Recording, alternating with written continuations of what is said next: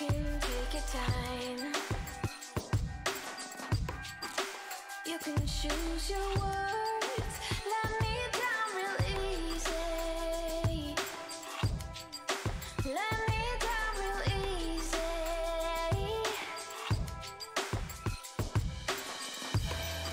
Well, I'm doing just fine,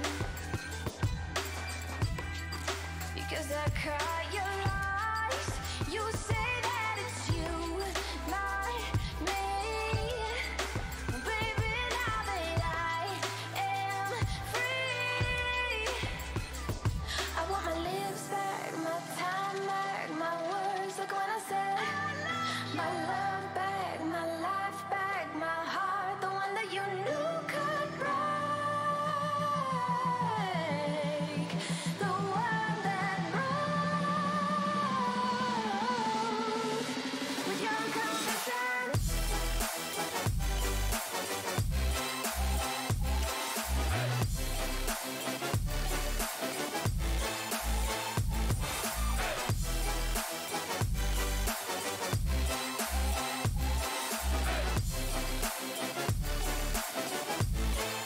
With your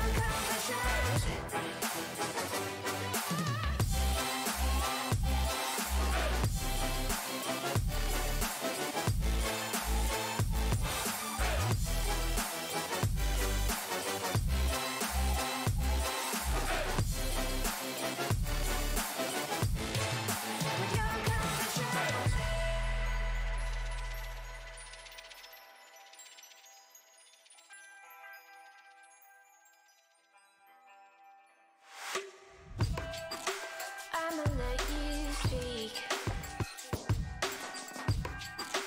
Let my silence reach. Babe, I'm real quiet. Babe, I'm real quiet. I am the calm inside the storm, and I am the peace inside the war. Your confessions took their toll, but baby, I am in control. I want my lips back, my time back, my words like when I said my love back, my life back, my heart, the one that you knew could break, the one that broke with your confession.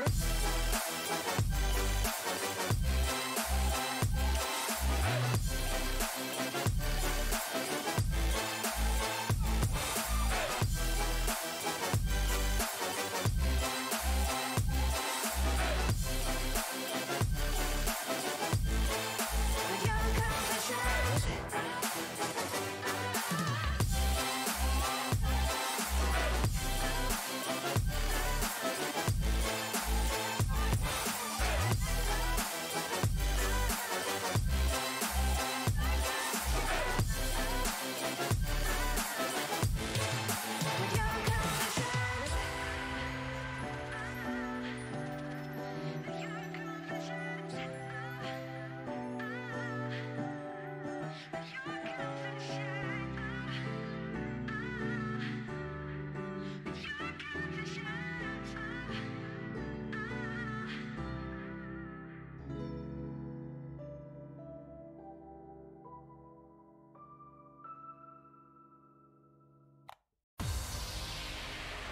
wasting time on my own.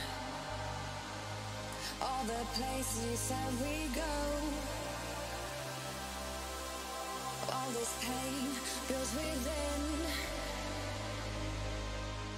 Footsteps fade, what could have been?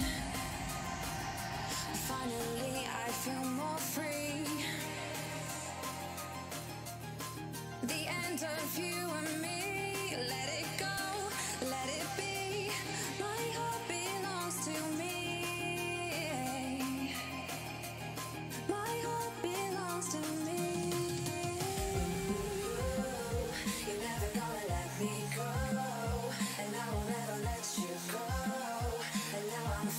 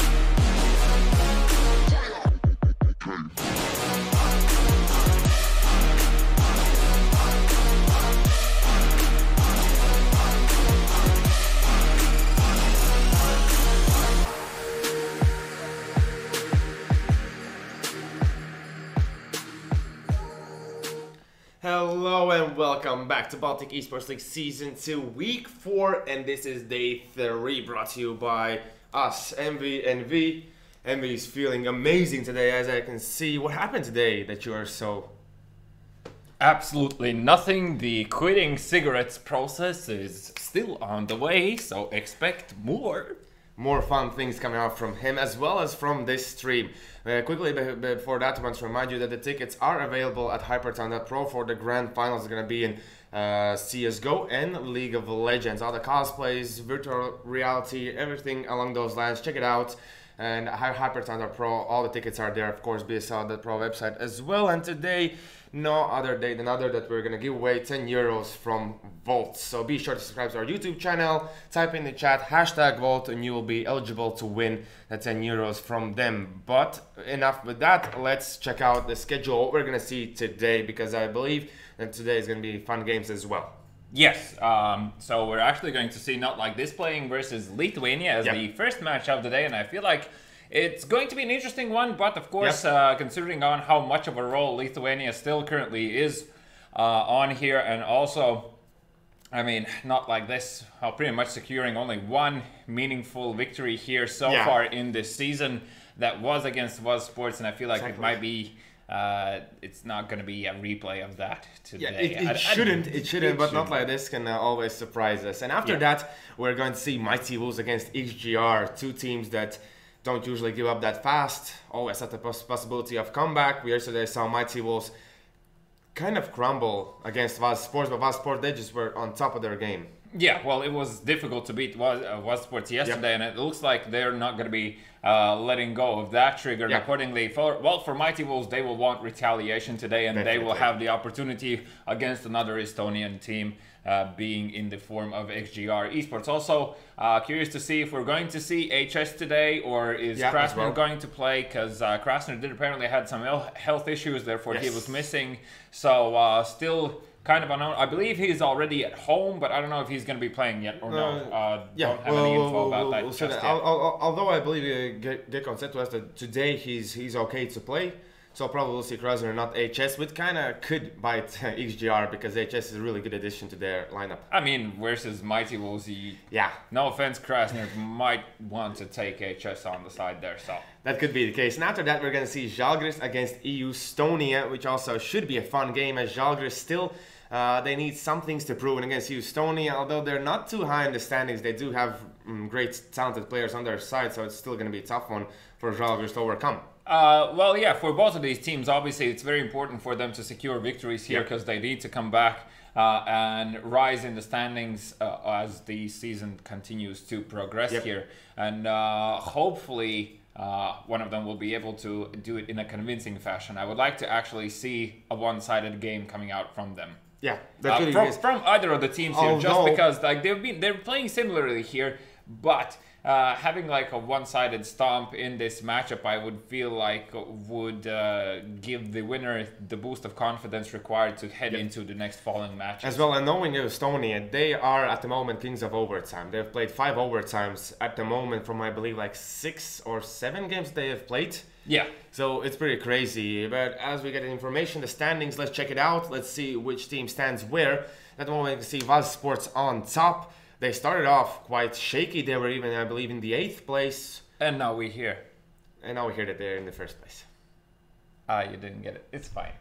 So, yeah, eSports is sitting in 1st place currently, of course, is a pleasant sight to behold, as I feel like I'm not wrong in saying this, in their rightful place, judging by previous season results.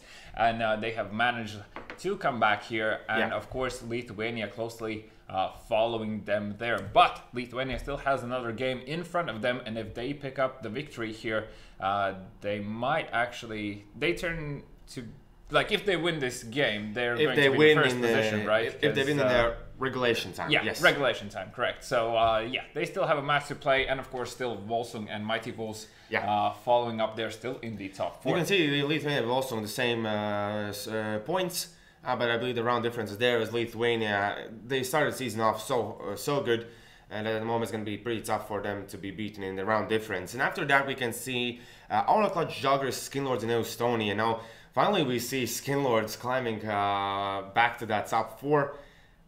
we still haven't seen their prime in the regular season. They have a prime? They do have a prime. Oh, they do have a prime. wow. I believe the last time when they played in grand finals, when they got bowl games to the overtime, I believe that was Their prime. So since it's gone now, therefore their position. yeah, that could be the case. And let's check out the other side of the standings so you can see who's at the moment on the bottom there. As at the moment, Figure 5, Not Like This, Team Red Eye, and Aston Esports are not facing that elimination just yet. But as we can see, we are kind of already expect XGR Esports should climb out of that. Yes, bottom but four. they're going to be greeted by Mighty Wolves today, and I feel like might be a bit of a too tall for, ask from them. But as we already previously discussed, they're a team that never gives up. Also, in the bottom four, we do have Skillnords Red, Celtic, and Aind. Yeah, I feel like I've already said everything that needs to be said about that trio. Actually, Aind should be like swapping places with Skillnords Red. Yeah, because it feels like they're putting in more work. Although we can see none of the Lithuanian teams are in the bottom four, so we're slowly as well like showing who's the strongest region at the moment as well. Would you say that Lithuanians at the moment are the strongest region, or is that too much to say? It's actually very hard to say because I actually disagree. I don't think there is a strongest region right now. Like you have. First of all, teams from all three countries in the top four. Yeah, as well. The fact that somehow Latvia has managed to secure 2 spots there for now. For now, exactly. Knowing That can ourselves change. for now. Wink, wink.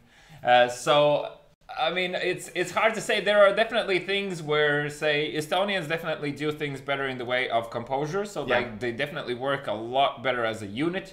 Latvians per se might have more a capability of coming back and figuring out something like sneaky if we're looking in terms of how Wolfsung and Mighty Wolves approach the game. The top teams. Yeah, and for the Lithuanian side, they definitely know how to be explosive. Yes, their aimers are their aimers are very quick, and obviously, one more time, their entry fraggers usually are the ones that are securing, well, finding the success for their team, what is required. So to say that a certain country is dominating currently the scene, it's hard to say. Like it's like a mixed batch of everything. Obviously, we're going to see one more time today, pretty much out of every country, a representative one more time. So hopefully they'll be able to follow up on my words there. Otherwise, haha, walk of shame. Exactly. Let's check out the game that we're going to see. First, Lithuania against Not Like This, so 2 Lithuanian teams. And Not Like This had the luck against ZAL Sports, but here I believe the map will be Dust 2. So it's going to be a pretty interesting sight to see. Yeah, and of course a map that is quite versatile in the way how you can approach it. Especially, one more time, it's going to be very dependent on how the terrorist side is being played here. I would like to see a lot more plays through middle happening, just continuously smoking off CT or smoking off the B side, actually. You're saying that, but you remember how Aston Esports played us too as well. They were all the time playing through middle, but they didn't have too much luck. They were kind of stuck in the middle all the time. Yeah, well, that's their issues. That's not Dust 2 problem. Okay, so that's just how you approach it. If you put yourself in a position where you're like, oh great, now we're stuck in middle, well, in order not to be stuck, you need to move on. So there you go. Simple solution. But as I already said, like I would like to see a lot of fakes through middle. Just because it's constantly split pressure, and it always works in the benefit of the terrorist team towards B, in that sense that the B players feel pressured, meaning that one of them most likely is going to make a mistake, or usually does, in the sense that he either overstays his welcome in a certain position, that, for example, the person watching out for a middle push through, say, B doors. Quite often you see these players push out towards those boxes and then being in sort of one and done position, and same goes for the player playing on platform in that instance, if there are 2 players already towards B, where he might overpeak his welcome towards tunnels, and quite often it's very tempting, but it's extremely crucial for the B player how he's going to position himself. So that's why I feel like playing through middle, just constantly putting that amount of pressure, is going to come back and payback in the way of CT spending their utility just to keep themselves feeling safe. And when that utility runs out, you just execute towards the site. So. Exactly. Do you think we're gonna see Boo as the entry fragger here? I think definitely. I think definitely Boo is going to be a factor on this map. And one more time, we already discussed that he's also able to play with the AWP in hand. Yeah. And if he's going to have a good spawn, most likely the AWP will be passed on to him if it's already not going to be there, and he's going to try and abuse spawn. That means peeking towards B platform through tunnels or heading towards long. I don't think it's very viable right now to jump down into suicide with the AVP and try to get a mid pick. That's like... Yeah, that kind of overextending at that stage already. And from the side of not like this, would you give the experienced player Procus an edge here, knowing that Dust 2 is such an old map and... as we already spoken about this before, I believe that the meta itself on Dust 2 hasn't changed much in its essence, but the timings have slightly changed. So question is, have they played it enough? Because I don't think we've seen... We rarely see Dust 2 even as well. We only saw Mighty Wolves play Dust 2. Austin Esports playing Dust 2. Austin Esports, yeah. I'm not sure if we catch any other games. Yeah, that could be the case, because at the moment, which is the most popular map that we are seeing most of the time? Well, we see Mirage a lot. We do, yeah. We see Mirage and Inferno a lot. Yeah, those two at the moment are... Cash, I would say, is probably in the third position, and then afterwards is probably going to be something Train, like... because Train is kind of picked up. Train, and then afterwards you see an Overpass and then Nuke. Yeah, then Dust 2, maybe even. Yeah, and then sort of like new splits. Nuke has been played as many times as Dust 2 as well. It's kind of weird. Yes, it sounds weird, but it's in the map pool, of course, so that is going to be the case. Now, obviously, one of the reasons why a lot of these teams don't play Dust 2 is, again, for the same reasons. This map historically has an essence to it as to how the map will be approached. For the most part, and a lot of these players don't want to go head-to-head in these situations, because a lot of your individual capabilities is going to decide how the round is going to go. And it's like, I mean, to display a solid group effort here, you really need to definitely work as a clear, obvious unit in order for it to be represented on the map. And that's just off the fact of how wide the pathways are. There aren't really that many narrow exits towards certain positions on the map, apart from A-long doors, mid doors, and tunnels. Yep. Okay, so that's like the three narrow positions. The remaining is extremely wide, meaning that any sort of AVP plays come into as a huge role and a huge factor here. And of course, one more time, the rifles. And the question is always for the CT side, how are you going to take long, or how are you going to hold A long? Because I would prefer to see teams shutting it down instantly and not actually trying to retake it, because retaking it is a lot more difficult at times unless you specifically train for it. Then that's perhaps a different story. But for the most part, definitely on this level, I would be expecting to see an A-log coming out instantly from the CTs, meaning that it's pre-nading, perhaps even pre-firing there, just to make sure that you can have one solid guy posted up there, smoke for him, then fall back and see if you can help any other positions if required. So that's probably how the A-long will be approached here. On B, it's quite easy for the most part. When you are running in, you can just throw a Molotov there. So even if the terrorists need to use their own smoke in order to put out the Molotov, that's already like an extra... a small victory. Half to a second gained, where it'll be enough time for you to get onto the platform or a more favorable position and then be ready for the push. So perhaps the B guys have it slightly easy, but... question is how the terrorists are also going to use the AVP towards middle, how much success they will find, or how many kills we're going to see through the doors. I mean... and with Carcass on your side, I think we're going to see a few interesting upbills on this map. Yesterday, in terms of our predictions, we finished on the note of 3-2. Yes. Still sort of in my favor, but because we still have another 5 games in front of it, and it's still any man's game. So actually for this game, I did put down that Lithuania is going to take it 16-6. 16-6 in favor of Lithuania. Okay, I'm going to go with Lithuania as well. I think play against another Lithuanian team won't be big of an issue for them, but I'm going to say that's going to be 16-7. based on the luck and the way that Not Like This have been playing for the past few games, I really hope and I really expect them to show up here. I think Dust 2 is a map where surprises can come out. Yeah, of course, the surprises can come out here, but then in that case, I feel like Not Like This being on the CT side should do often, I would say, double boost towards short and seeing if they can find a quick peek either towards underpass or like lower tunnels, and as well as towards that mid position if there is nobody in lower. So that would be something that you would like to try to abuse.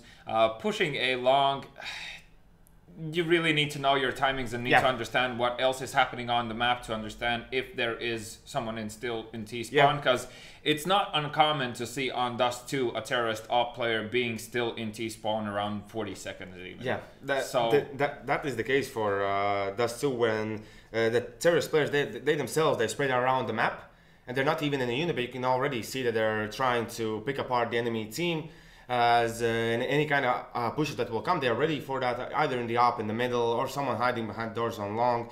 There's many places that you need to check out before you push. Yeah. So push here is kind of an overextending, especially if it's going to be Not Like This go against Lithuania. I think in that scenario, you definitely need to have a lot of information before you do that. Yeah, so, well, I was saying that more about A long. I would definitely like to see also B tunnels being pushed at some point in time through the bomb site, most likely, unless there's a good distraction happening in middle that forces the guy to go into lower, and then afterwards you can push into tunnels. But that's a lot of theory crafting on how Not Like This might find success here on this map. Still just off the raw firepower and how Lithuania have posed themselves so far, I'm going to give the upper hand them in this map. I just feel like they're gonna come out on top in probably every single aspect. Oh yeah, so you say 16-6, I say 16-7. It should be Lithuania taking this on paper, as we already know. Not Like This have their moments of brilliance, but for now, how many players do we have in the server? At the moment, we have 8 of them. We're still waiting on 2 players from Not Like This side to join. We already have seen that teams sometimes are really late to the games, or maybe some players. Does that affect teammates a lot? When one player is not showing up for quite a while, saying, I'm going to be there in the moment, I'm going to be there. Yeah, I've come across this situation a lot of times, being in different teams, and the reasons are usually various. The most annoying one is probably the fact that that person, it's like always the same person. Yeah. Like that's the most annoying part. If it's always the same person, that really gets on my nerves, because like anything can happen throughout your day. A lot of these guys also have jobs and so on. So I mean, it's, rationally speaking, job over gaming. Yeah. If you're in the Baltic region. Yes. At this stage, unless of course you're at a certain level where you're actually being paid for playing, but up until then, it's going to be for the most of these guys job over gaming. So if it's a job situation, understandable, fine, fair enough. As long as the person shows up and you don't have to play in the line of 4, fine. Well, for just being late for the sake of being late. Yeah, that of course is not good. But we in Season 1 had a game where they were playing 4 players. Yeah. Because they had, I believe, some kind of technical issues. The player couldn't join. I believe, yes, it was Irix from Alcohol Gaming. He couldn't join the server. There were some issues. They were playing 4 players. They lost the first half, but they come back in the second half as well. So even in that stage, if the problem that has happened while you're not in the server is okay, then I believe your team as well understands that and quickly adjusts. Well, when you're playing 4v5 in general, for most people, it's going to automatically put you back into line. As in, it's going to force you to gather yourself, to bring composure to the game, and obviously be as serious as you can be, and you're going to be try-harding a lot. And I would say even sometimes it's probably healthy for teams to enjoy what it's like playing as 4 and actually winning a game. Yeah. Also, being there in that situation doesn't even matter what sort of level opponent you're playing against. Just the fact that knowing that you can compose yourself quite often then afterwards transitions into the actual team's environment and gets picked up. So it's always a good reminder. But of course, don't do it purposely. There's no reason to risk it, especially when you are playing in BESL. But finally, the first game of the day. Let's check out the knife round. As here, like both, isn't this like a 50-50 map kind of deal? In the way how the scoreline should be, or in what sense? Which sided thing? Like CD sided, T sided? I believe it's like kind of 50-50. It's actually more T-sided.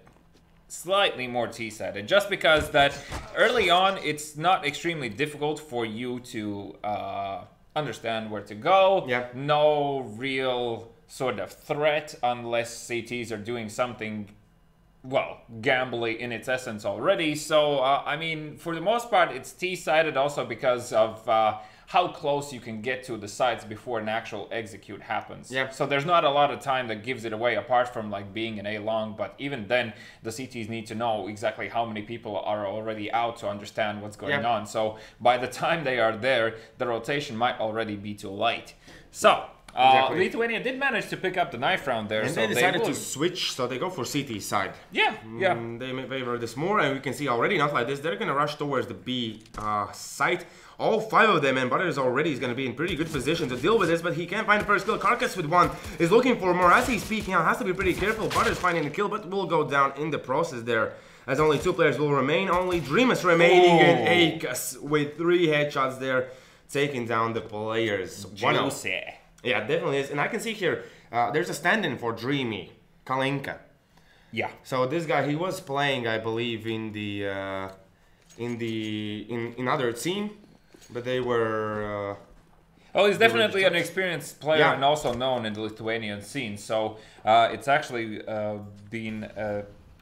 I mean, I've seen him around for a while, and I know that he's been playing, and I think I actually even played in a LAN or 2 against him. There's also know that he's a good player to play against, and I believe that as well is the roster change. So they're gonna have Kalinka in the place of Dreamy from now on. And now we can see not like this. They're more so looking towards that A site, and here you can see Ikas is ready towards long. He spotted the player, but the pole kind of messes up his aim there. He can't find the player. As now, if they're gonna push here towards A, they won't spot any of the players. Is there still okay? 2 players trying to make some noise. Kalinka will go down. Fanet now moving in, does not spot the player just yet, and only now everyone will realize where they are, and Butters will go down. Lamby now has to find the kills as they take the site from short, and Haplex still managed to stay alive in long, so he's keeping tabs on Akas at least. And also only Boo has the defuse kit here, as Carcass will already find one, and that Molotov will force these players out of position. Haplex with the flank is not going to work out there. And now Dreamus in 1v3 here does have sort of the potential to clutch him. He was just spotted. Oh my god, what was that headshot? But he gets only 1, and the bomb will be defused there by Boo. That was his headshot. It took a real long time for him to actually spot the player there. Well, cannot blame the guy, but he actually landed it as well. So happy days. Lithuania did manage to secure the round here off that bomb plant. Not like this. We'll be able to purchase a few pistols one more time, but not going to be investing too much here. As now it looks like they're going to be heading towards long, and they're going to be greeted by 3 players here. Butters with that Molotov will already divide this team, as Kalinka will find Butters in that instance. Now Lamby falling back here a bit, as Ikas did manage to find 2. Lamby will add 2 on top of his own, as now he's looking to see if he can find Dreamus, understanding that the bomb is there, and most likely they're going to be playing as a unit, and Dreamus now with the peak will go down to Lane B in that situation. Pretty good confidence coming out from Lithuania as well. They were like peaking. 3 players went to long, where 2 players died and only 1 stayed alive. Yeah. They were still pushing and still looking for those kills, so they went quickly to speaking about Kalinka, he's actually replacing permanently Dreamy on the lineup. Yeah, that is a roster change. So that is going to be a roster change on their side, and of course Kalinka also facing his ex-teammates on the side of Lithuania here, so he really needs to work for it to work out, as now Dreamus will find Lane B in the process here, and finds another, as Butters does manage to equalize a bit there and understands the position of Dreamus. He's only on 5 HP. Yeah, as well. This Molotov will hit him, I believe, but he still managed to run into smoke. He'll be spotted, and now Dreamus. Oh, sorry, Butters. He runs out of bullets, and Kalinka will take him down. So now 2v2 very quickly here. And Half-Ice has the potential of finding Boo in the middle. Has to be pretty careful and quiet, so Boo does not spot him. And now he's gonna spot him, even tags him up.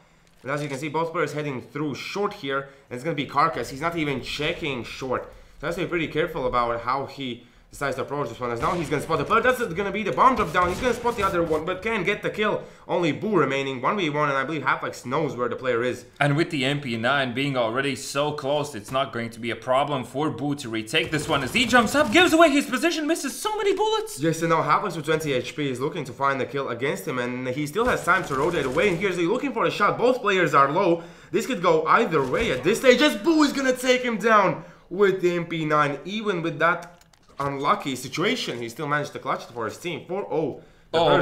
He almost threw that one away. He almost threw that one away. So still, Lithuania currently 4-0, and Not Like This once again on pistols here. I feel like Not Like This are slightly rushing into these rounds. Understandable that they are trying to gain control, but just wait for the nades first and then retake long. That's not a problem. As well, we can see this time they even leave long open. So they're going to head through middle. The one thing that you were talking about. It's quite important to have the presence in here, and Carcass is already posted up there with the op. He's going to spot the first player and taking down Kalinka, his ex-teammate. Very great and fast shot there, as now the rest of the team has to decide whether they want to go to A or B. As you can see, two players heading towards short, but instantly grenades coming through, so they're not CTs are not allowing for Not Like This to have any kind of sort of map control. Yeah, it looks like Not Like This have decided eventually that they're going to go for the short play, as Butters will be contested here. Yeah, Icus as well will be ready for that push. The grenades will run through. Butters spotting one. He will take down Halflex, but there's still 3 more players to take down, and they will together with Icus. He found 2 headshots. Butters the last one. 5-0. Very quickly, Lithuania have taken the lead, and at the moment doesn't look like they will stop. Let's see how many ops will be picked up on the side of Not Like This. So Proc is going for it. He still hasn't found even 1 kill, so this op needs to work out for him. Yes. I think he's not going to come into this game. He's going to be heading towards a long here, and he actually looking at the radar, he might find the timing if he pre-fires that corner. The Molotov will force him to run through it and leaves him on 6 HP. Somehow he didn't land that shot. Somehow he didn't, exactly. There were 2 players. Maybe he was a bit surprised about that 2 players are peeking in. Carcass now, like, Not Like This, they're using the flashes, they're forcing Carcass away, but at the same time, they're not doing anything with that. But Procas finally will find Carcass, so even with 6 HP, this guy deals damage. Now Lemmy is going to push towards short. Oh, he could be in a world of trouble. Has to be really careful about approaching this position, as there are going to be 3 players pushing him middle. He's going to spot the next one, and I believe he was one as well, but he's going to take down Procas. So the op is down, and we can see already here through the smoke, Butter is going to find a kill. Who else they're coming in? Boo, but Fanet instantly with the kill back, as now Fanet even is going to find 2, but will go down in the end. Only Dreamus remaining on the side of Not Like This, but this is 1v2 situation.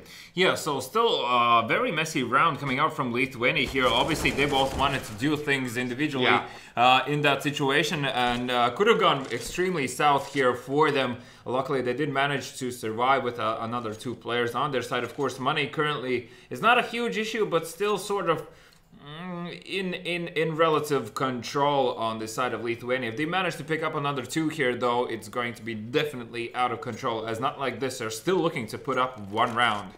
Yeah, still haven't got that too much closer, although there was that round where Boo was left with how many HP, like 9.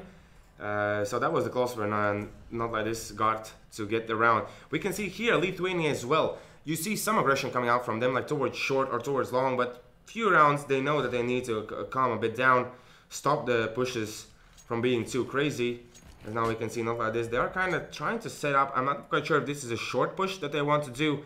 One more time, they haven't done a split yet. Yeah, which is kind of a mistake. I mean, it's just disappointing. They have smoked off CT, and that smoke towards short did suggest various ideas, potentially even a drop into CT now, as Lamby will find his first. The remaining players are coming out. He spots his second, but Ikas coming in with the kill is going to be able to help out. Lamby will go down there. Butters in that situation somehow doesn't find the kill. These players on the side of Not Like This are still extremely low. A quick rotation already in the form of Carcass and Boo happening here. Halflex does expect this push, but the flashbang works out perfect.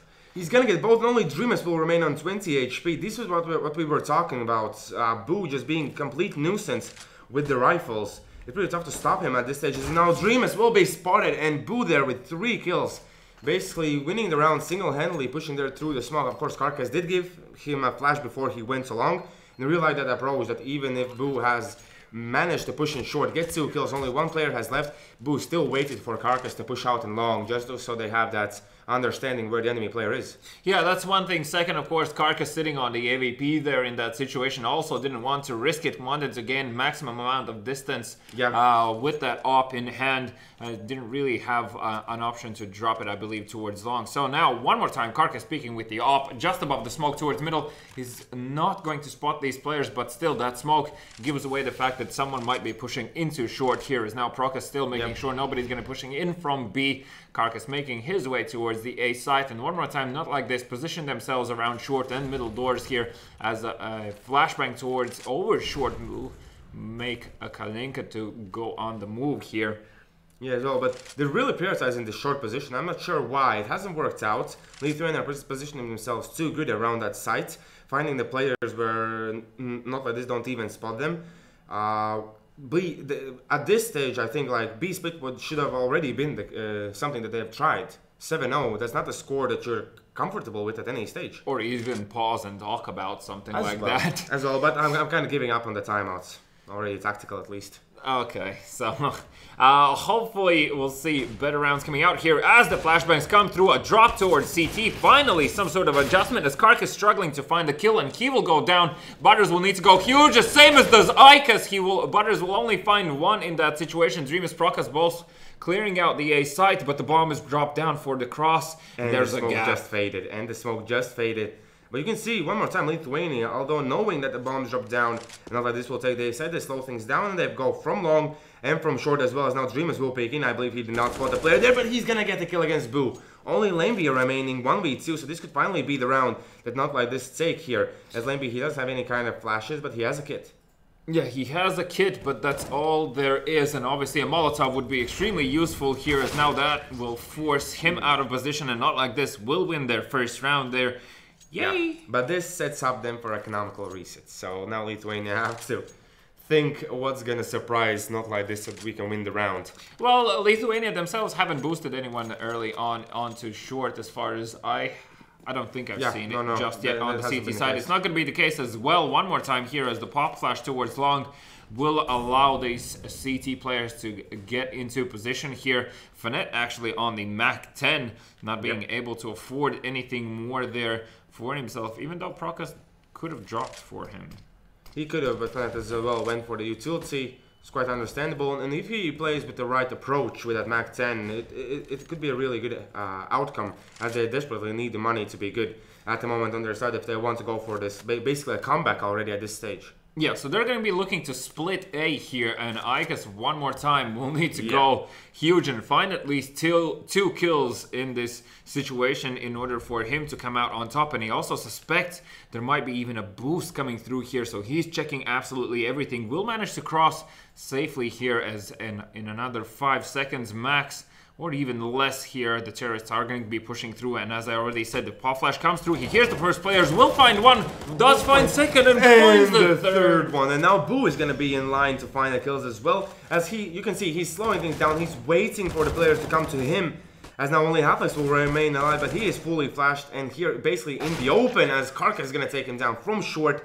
That's going to be the 8th round, and economical reset going the way of not like this. Great approach, and like boss sports both with Lithuania, how well composed they are playing. Like even when they are situation 5 against 1 or 5 against 2, they still try to hide. They're still not going all out and wild. They're waiting for the reinforcements to come through just in case.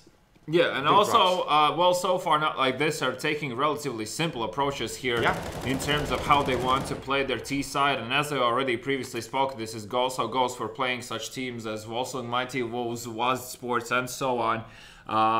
It's not gonna throw these guys off. Like you cannot play a simple round against these guys and expect that they're going to lose. They're just they're used to this stuff. Yeah, they have played it 1,000 times and even more. As now they kind of want to go for that B split, but you can see they do have a smoke. It's only on Fonet. As here Dreamus will open things up. He's gonna find the first player, but already Boo's there to reinforce and help out his teammates. As now they're gonna move in. He doesn't spot anyone just yet, but there's one player in the window, and Karkas spots one. He's gonna spray him down. He's gonna look for the second one as well, as they are pushing in, but there's Limeby to help as well, as he's trying to find the kills. One pushing even through the smoke here, as Klink is gonna find one, but Boo with Karkas both get the kills. Quite round all over the place Yeah, still Lithuania. I also didn't really understand that situation in tunnels there. Like, one player was able to get through and the other one was, what, stuck in smoke or... Maybe it was fully flashed, didn't want to push through at that stage as well. Okay, well... Obviously not a solid B push coming through here, and this is the only... No, this is the second time when they decided to go out into middle. And one more time, I feel like it should be done more often here, as now Fnatt looking to do exactly that. With the Glock in hand, most likely will not find a lot of success here. As you can see, there are 2 CT players towards A long, and the remaining 4 for the side of Not Like This will be there. There should be a flash coming through here from Dreamas, as now Boo will already spot one. The flash coming over here, and Boo caught with the nade out in hand, will not be able to come out on top, but Lamy does find to manage another 2. Still, just going through. I have so little to say about this game at this stage. Yeah, it's just Lithuania overconfident, but not in a bad way. As they're just like repeating well, the angle. this is still forgivable, and even like in those situations where the enemy player, for example, is spraying or something like that, they're just keeping the attention of him there until the reload is in and the spray is at its wildest. As Halflex now with a quick push outside will spot one of the players towards pit, and Boo still comes out on top. As he won't have reinforcements this time, the nade! With the grenade, he can deal a lot of damage, dealing only some to Fnatt and Prokas now, as they might push forward, but Boo spots so many of them, and as you can see now, they have spotted, put themselves in the ace side, so they're not going to overextend, as Butter is going to be ready with the op, and even if they decide to push through, it's not going to be too easy, as here now Karkas has to be pretty careful. There is one player there waiting for him. Dreamas there, as he's going to find the kill, so Dreamas, he's been quite okay in these duels, but he's not ready for the players to even check that angle. Quite unfortunate. Yeah, and I'm surprised to see the bomb already not rotating away towards B bomb side. As I mean, they've shown themselves like so many places here. Now Kalinka, understanding this is going to be the rotation player, is going to be shutting middle off here. And Butter is also knowing that there was a guy out in middle, will spot him and will find the kill. Still doable for him, as there is one player in A long. And Butters with the AK in hand is going to be heading towards middle here, seeing if he can spot anything. That smoke should definitely give it away that it is going to be an A play coming out here. Prokas didn't really land that smoke in that situation. So Butters with the quick flank might actually find the player here. He gets the instant headshot. Fnatt now barely just planted the bomb, will be forced to drop down in CT. Also hide away in this situation. No, 10 HP for Butters, and he clutches it. That movement that he made, like running away from CT towards long. I thought he's going to go towards short, but as we saw, short was checked. He managed to get the timings right. My goodness. My goodness, yes. Yes. I can't. Why did he I mean, if you drop down in CT there, you have like a small chance that the CT player coming back to retake the site is going to think that you hid away either behind the boxes in A bomb site or did manage to run into short, and that's the moment when you try to backstab him, because otherwise it's just going to be too bad here. As one more time Boo and Ikas lighting up Not Like This here towards long. They did manage to find both kills in return, but Butters with the op still being an equalizer here, as he misses 2 shots in a row there in that situation. Halflex finding his third there. Kalinka now with the cross smoke is going to be looking to jump over to the side. I believe he was spotted just there. The Halflex definitely was with the bomb, the Molotov, and the nade. As it will be 1v1 even in this situation. 27 HP on Kalinka. Has to be pretty careful about because Karkas is taking pretty good approach, but he was spotted as he's spotted the other guy, and Kalinka will find him in the end there with 27 HP. Managed to clutch the round, so the second round on the board for Not Like This. And as we are speaking, this map is kind of, okay, more toward the T side, as you said. But here, you can't really tell that's like even 4 rounds, or, yeah, 4 rounds will be enough for Not Like This. It won't. It's going to be difficult. I mean, I don't see Not Like This having such a solid hold on the CT side as Lithuania has. So even despite the fact that they might close out with 4 rounds here, as they're looking to push into B now, Dreamas will find Karkas, and will, with the help of Prokas, Boo will go down. That is going to be also Halflex finding Ikas here, and hearing the players pushing towards short here, smartly will just wait for the cross. Still is going to go down to Butter, so potential to reave the AK there, but Prokas coming out on top with those quick few kills. So, even the fact that not like this close out with, say, 4 rounds here, and then afterwards pick up the next following 3, it's still going to be the first buy round versus buy round. That's going to be a huge decider. And, of course, here still, I feel like the side of Lithuania definitely has the tools currently to do what is required in order to secure this final round here. Halflex one more time looking to see if he can find the timing once again to push out here, as Carcass already will drop the nade here and just waiting for the timing to deploy that insta flashbang. As you can see, there are 2 teammates behind him and he's going scouting for information, jumping out there, is not going to find any kills, but did spot a lot of these players here. So you can see that already a rotation is happening from the side of Lithuania here. One guy is going to be looking after middle, as BESL already has managed to successfully cross here, and he will be spotted by Butters, who somehow comes out on top in that situation. Wow. Yes, exactly. That was quite weird, as Butters one more time wins it. And now Icus, will he spot the players? He's going to spot one, but Halflex instantly with the kill. So already Halflex has done a lot. He's taken now Carcass and Icus. And then going to take the ace side. It's going to be 4v3 retake, as this looks like this could be a round going the way of not like this.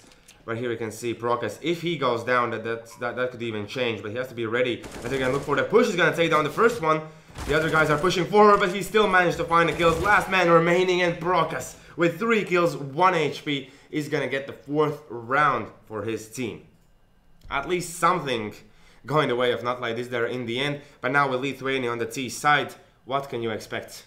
Can you expect fast? Yeah, I think they're going to go for a fast approach here. And I would like to see, I would say, like a crazy lower tunnels, middle to be rush. Yeah, because you could just take a smoke that you're going to throw manually, as you are already out in middle, and with a single flashback into CT and another flash over, that should be B bomb side gone here. So they are going to be gathering in tunnels here, and are going to be looking to execute towards B here, as Halflex will be greeting them, one of the also ex-teammates for Carcass. Yep, exactly. So now let's see. Lithuania will definitely push towards this side. We can see Kalinka as well has rotated, and luckily for them, Kalinka has the kit. So now they're gonna push through. Halflex will be ready. He's gonna look for the kills. He was already spotted. He's gonna find even Lamby. Kalinka with the next kill. They're finding them. And now Kalinka even will drop down the bomb. Only 2 players remaining. Butters with Akis, but they know how well these locks can do, as they're looking for the kills, but they can't find it. Only Akis remaining, 55 HP. He's already being pushed, and he'll be taken down by Fennet. So 11-5. Not like this, still need to win those next 2 rounds. Yeah, slightly unlucky that Not Like This didn't manage to find the first 2 kills there that quickly. I feel like if it would have been any longer, it still would have been any man's game. And you also could see that when the first smoke was deployed, Lithuania players on A side, all 3 were already ready to rotate. Yeah. Meaning that fakes are definitely an option for this side of Lithuania, as Carcass will go down to Kalinka peeking over that smoke. Great job already, as now the other scout from the other side will come through. Kalinka spots the guy. He spotted the guy in the lower as well. And as we can see, Boo decides not to push. He's going to stay put at this stage. And now Dreamus will he decide to push. The Procas did find a player towards short.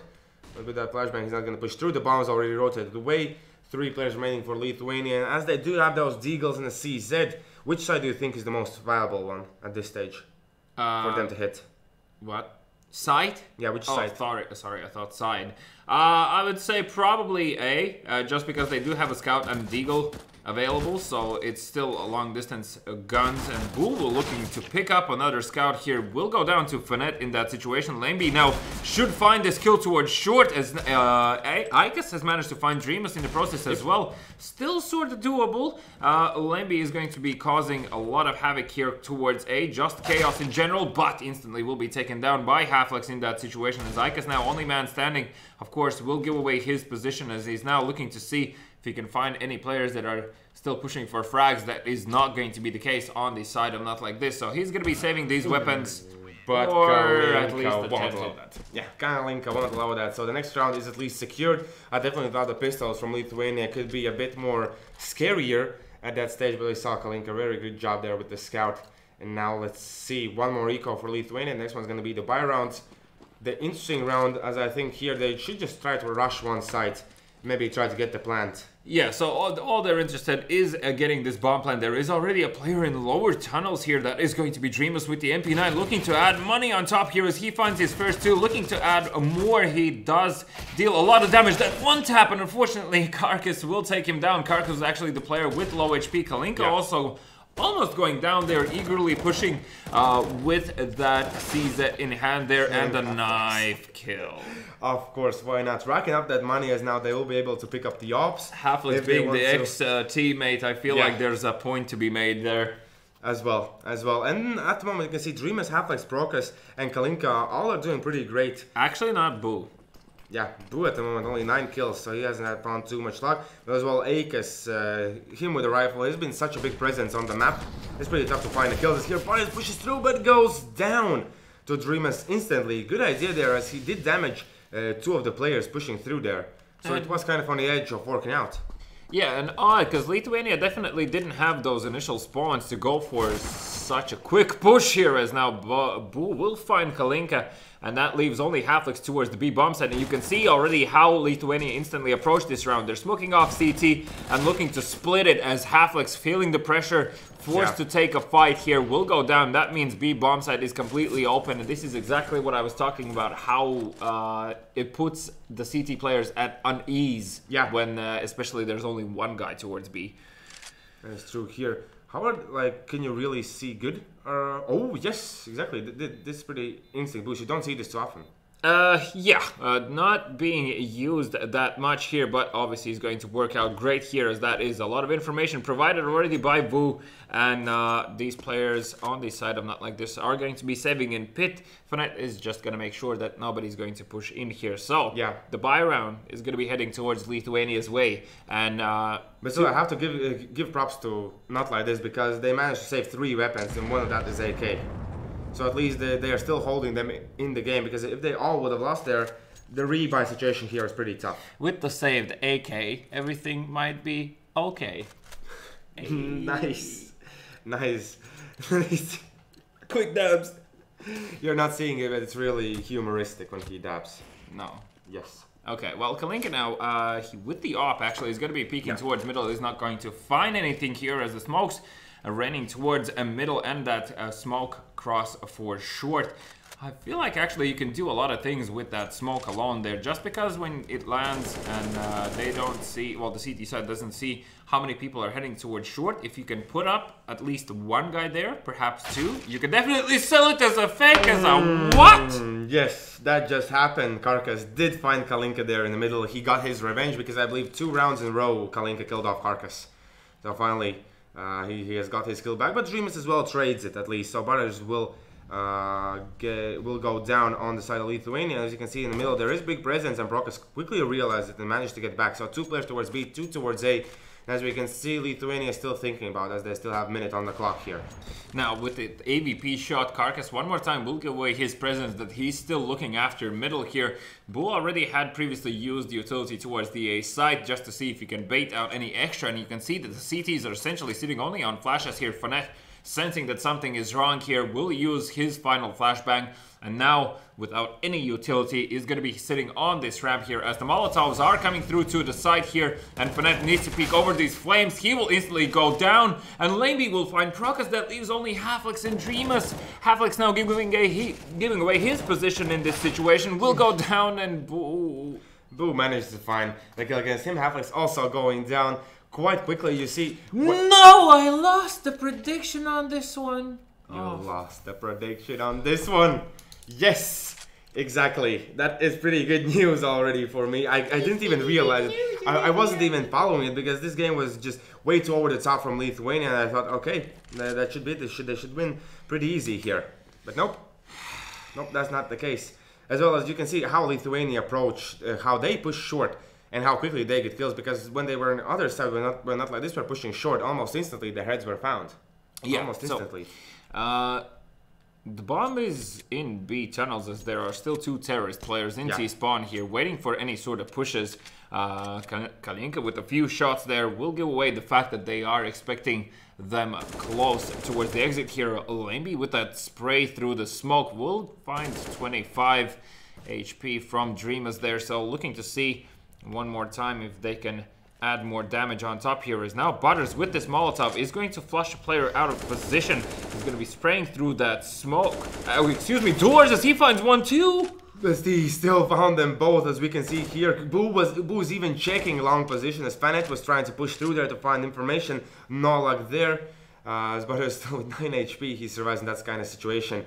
And now the push is going to go towards short, so they're going to plant for the A site. As now Fanet should quickly realize it, call the rotation, as they are going to push forward. And Lamby, will he realize it quickly that there is a one player there hiding? Comically enough here, Kalinka did manage to survive for a very long time, and you can see that Lamby was even slightly confused.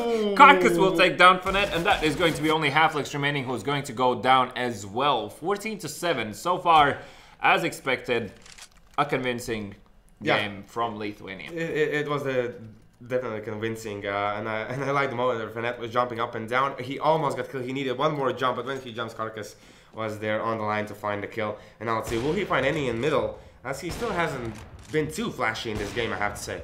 Yeah, he's been relatively docile here, if I may say so, as now only Halflix on B here, and playing on B so close to these tunnels, it's scary sometimes, because you never know what's behind that smoke. And as you can see, there are 4 Lithuania players. I believe Halflix, understanding that the smoke is fading, you can see that he already called for rotation from middle here to see if he can make sure and feel safe about the situation. Carcass now looking to make a bit of an amount of noise towards short just to bait out any of these players. And Halflix doesn't see, just spots the gun barrel. He's gonna find a kill, but Kalinka comes in with the spray. He's gonna find 2. So now it's gonna be 2-1-3 situation here. Carcass, a lot of work for him to be done, as there are players in the middle. He's not gonna even find the shot as he was jumping up and down. And now he's gonna win the duel, Fanet. That is, and now 1v3 Akis. Can he find the timings, as there are gonna be 3 players in the middle, but instantly Procus is gonna take him down. This is gonna be around 4, not like this, so it's gonna be 14-8. But as you can see, the money situation for Lithuania is pretty great after winning 3 rounds in a row. Yeah, definitely. I mean, cannot disagree. Lithuania slightly unlucky there. I feel like they should have thrown a flash through the smoke and then explode onto the site with their backs. As well, essentially. As well, and having the first player jump up there as well, I'm not too big a fan of it, because that's basically the first thing you see from, if you're not on the platform, you see that box. There's no smoke. I feel like for a lot of the times it's being done as a distraction for the player towards site, not to spray towards the tunnels. As now Carcass looking to find the timing here on the A corner, a long corner there. Will not find it, unfortunately, but still a bit of damage dealt to both sides here. As now Kalinka will go down, not expecting that peak, and you can see there's going to be instantly a player out. That is going to be Butters towards middle, already looking to see if he can establish any sort of grounds here for Lithuania to work with. This Procus with the AVP peeking towards middle, will not find anything. Of course, instantly flashbangs coming through here, and they're still not looking to retake this. Oh my god, is he going to drop into CT? Will find the head, does spot the second player, actually legs him, as Bull will find the kill. My goodness, Carcass. Now that's over the top. Yeah, but that is confidence at its best, and he didn't manage to find a kill and get the information, so it wasn't all good manner there. Yeah, definitely. Not too crazy. And here Dreamers at this stage only has been left with saving the AK, and that is it, as they won't have the money in the next round. So there's going to be a pistol, maybe some SMGs coming out from Not Like This, as the score is going to be 15-8. Quite unfortunate news for Not Like This, as I definitely thought, even with me same prediction 16-7, I think still Not Like This had the chance at one point to get it. Like 6 rounds in a row, they had a transition, only the buy round needed to work out, but that was not the case. Yeah, well, as I already said, they approached this game quite statically. They're not trying to adjust that much as it would be definitely required on Dust 2. On Dust 2, I mean, a lot of the teams you see that start off rounds the same way, but the executes towards the end of the round is usually drastically different. And here even Butters will find Dreamus in the process, and that is going to be 15-8. No weapons saved for Not Like This, meaning that this is probably going to be the last round we're going to see here. Yeah, at this point it kind of should be. As we can see, only one SMG coming out. Kalinka is going to go for that scout. He has found some luck before. So here, getting that round difference to the minimum should be a really important task for not like this. As Kalinka does, but he didn't even tag a player there. Yeah, it looks like he's going to land that tag, but didn't work out as he spots Carcass with the AVP, but Carcass already one step ahead of him. Bull understanding that he's going to be pushed here. Fanet will find the kill, but paid with Procus's life there.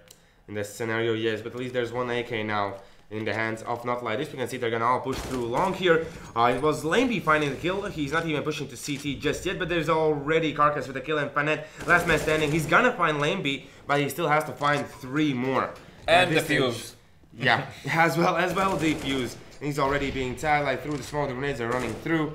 It doesn't look like he's gonna be too lucky. Yeah, so he's probably suspecting that he might be knifed, as you can see. Ike already on the prowl there, as Fanet just not going to give the pleasure, is going to actually type kill in the console. Okay. So interesting choice. BM. Yeah, I'm not going to give you the kills. Your stats won't be better. But what a game from Lithuania as well. Props for Not Like This to getting even 8 rounds against them, as you were expecting less than that, right? Yeah, I was expecting less than that, but it was off the fact that they did manage to secure the first round on the CT side, and then of course the next following up one. So didn't really work out in my favor, but once again, Lithuania displaying an excellent show of skill, and also definitely weren't doing also something out of this world on Dust 2, but they were, you can see how often they were abusing middle with that smoke, and especially if they got a kill towards middle, there was always instantly a guy out, and just the fact alone causes a lot of havoc and stress on these players that are also on the A-bomb side, because then they need to understand, okay, what's the situation with Long? Is Long a threat to us, or we can leave one guy only there and potentially even give up Long, move back like 2 players into short and have one guy go towards middle and take the try to hold the A site like that.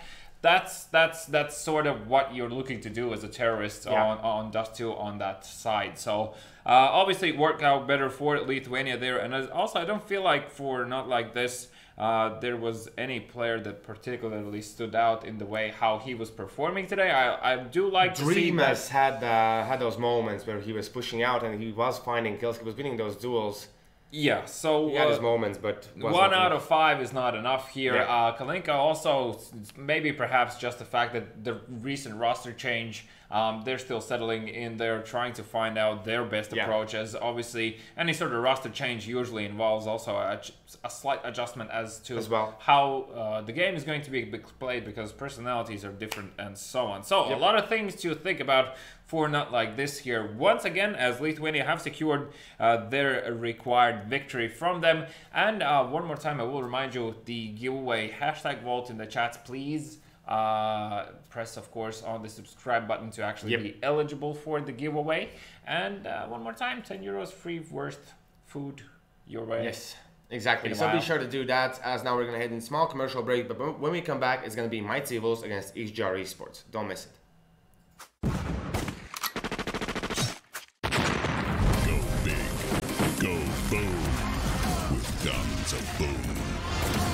Like the sound of big booming 4v4 friend fragging action? We'll fix you up. Go big, go boom, with guns of boom.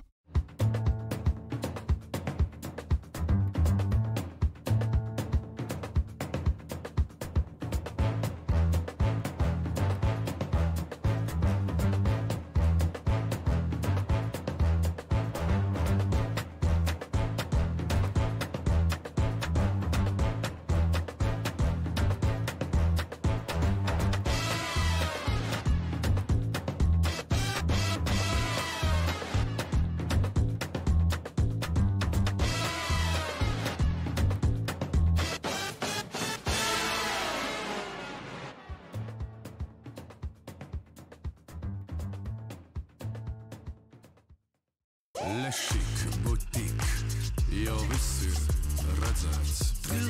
Killer, tas viss ir redzēts. Skandāls, secret, viss ir redzēts. Creepy, crazy, jā, viss ir redzēts. Pārsteidz mani. Pārsteidz mani, un tagad pārsteidz mani. Lūdzu, jaunā Helio interaktīvā televīzija nomaina Lattelecom ITV. Televizors, tālrunis un planšete darbojas kā viens vesels. Tagad pārvaldi un aizraujies pilnīgi jaunā līmenī. Izklaide progresē. Helio.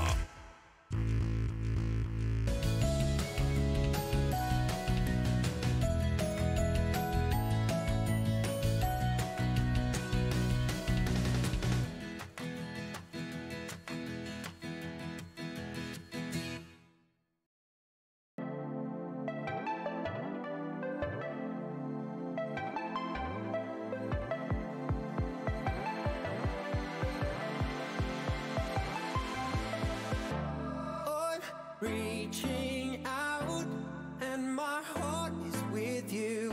So much in between, things we've never seen. You're a mirage that my mind can't see through. Are you here with me? One day we can see. And all my life, unbroken ways. But I know that time makes ways. But I know that time makes ways. And all my life, unbroken ways. But I know that time makes ways.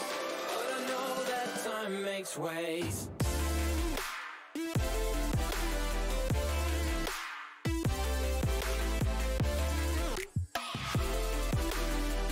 Yeah, I know that time makes ways.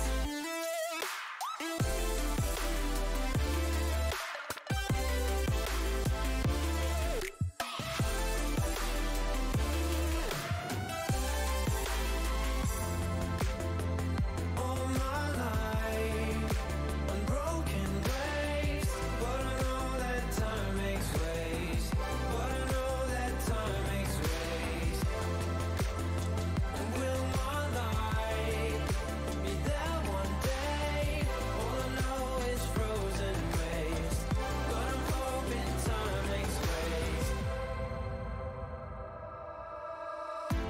I'm holding on to the image of you, live from far away. Information highway. You're a mirage that my mind will cling to. Though you're far away, we can make a way.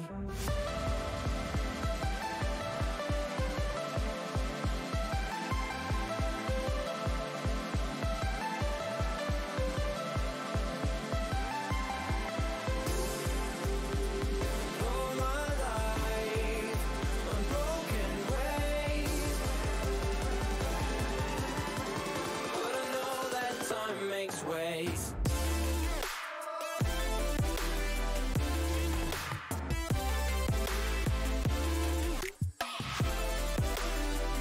Yeah, I know that time makes ways.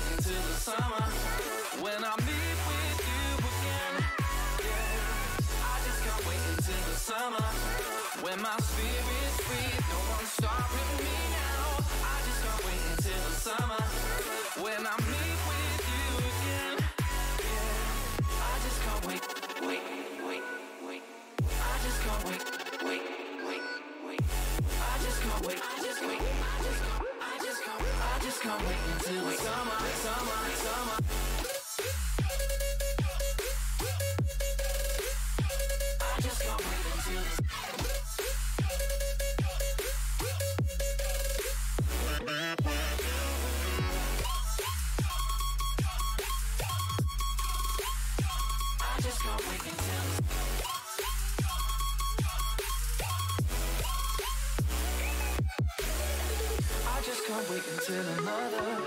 When I got nothing on my mind, I just can't wait to rediscover. When I meet with you again, oh, I just can't wait until the summer. When my spirit's free, no one's stopping me now. I just can't wait until the summer. When I meet with you again, yeah. I just can't wait until the summer. When my spirit's free, no one's stopping me now. I just can't wait until the summer. When I meet with you again, yeah. I just can't wait, wait. I just can't wait, wait. I just can't wait, I just can't wait until the summer.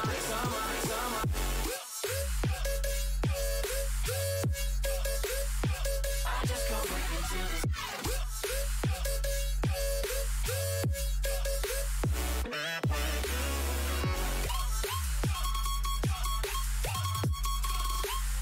I just can't wait until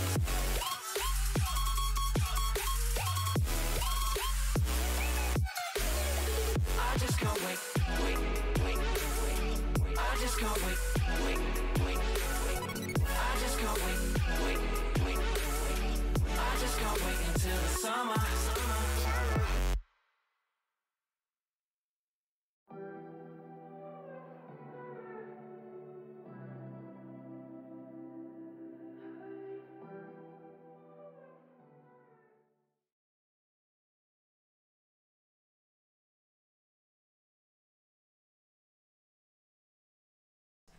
Hello and welcome back to Baltic Esports League Season 2. One more time, joined by MB and V. We want to remind you about the Vault giveaway that's going to happen at some random time during the stream, so be sure to check it out. And type in hashtag Vault in the chat, and You please can do that as subscribe well. to the YouTube channel. And of course, if you win, message us on BSL at BSL.pro. Exactly. So now we're going to have a game between Mighty Wolves and XGR. We know that XGR, they're the team that never gives up. We know Mighty was a team that always will find a way to adjust. Of course, that wasn't the case yesterday, but against this kind of a team, I think... Yeah, so realistically speaking, yesterday Mighty Wolves were playing against WAS Sports, and they definitely had a lot of things to talk over here. So I feel like their performance on Inferno is going to be only better, meaning lessening the chances for XGR esports here, just purely judging on paper. Also, XGR esports, yes, while they are able to go to head-to-head with any team here in this tournament, as far as they have shown, still I just don't see it happening. As they already said, like they didn't play against WAS Sports yesterday. Mighty Wolves did, meaning that they will be coming back into this game with less mistakes, better positioning, better holds, better executions, and they also know that it's always easier to play on against an easier opponent the next following day once you've faced a strong one on that same map, just because you are going to be doing things same as you did while still facing that opponent from the day before, meaning I would actually be expecting for Mighty Wolves to come out extremely strong here. In our prediction game, though, you did manage to pick up that first one, hence my look of desperation at the start of the stream.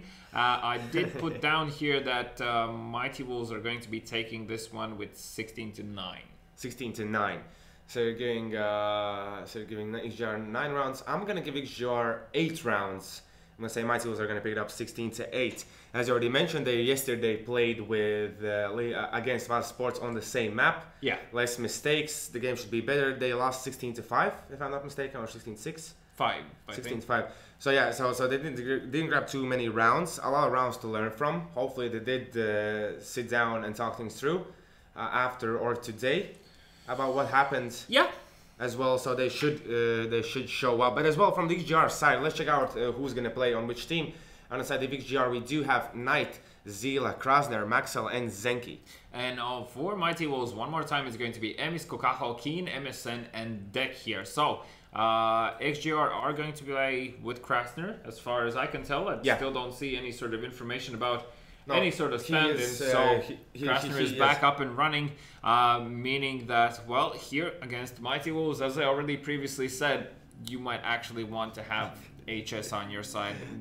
That's kind of weird thing to say that, oh, for this game you need a stand-in.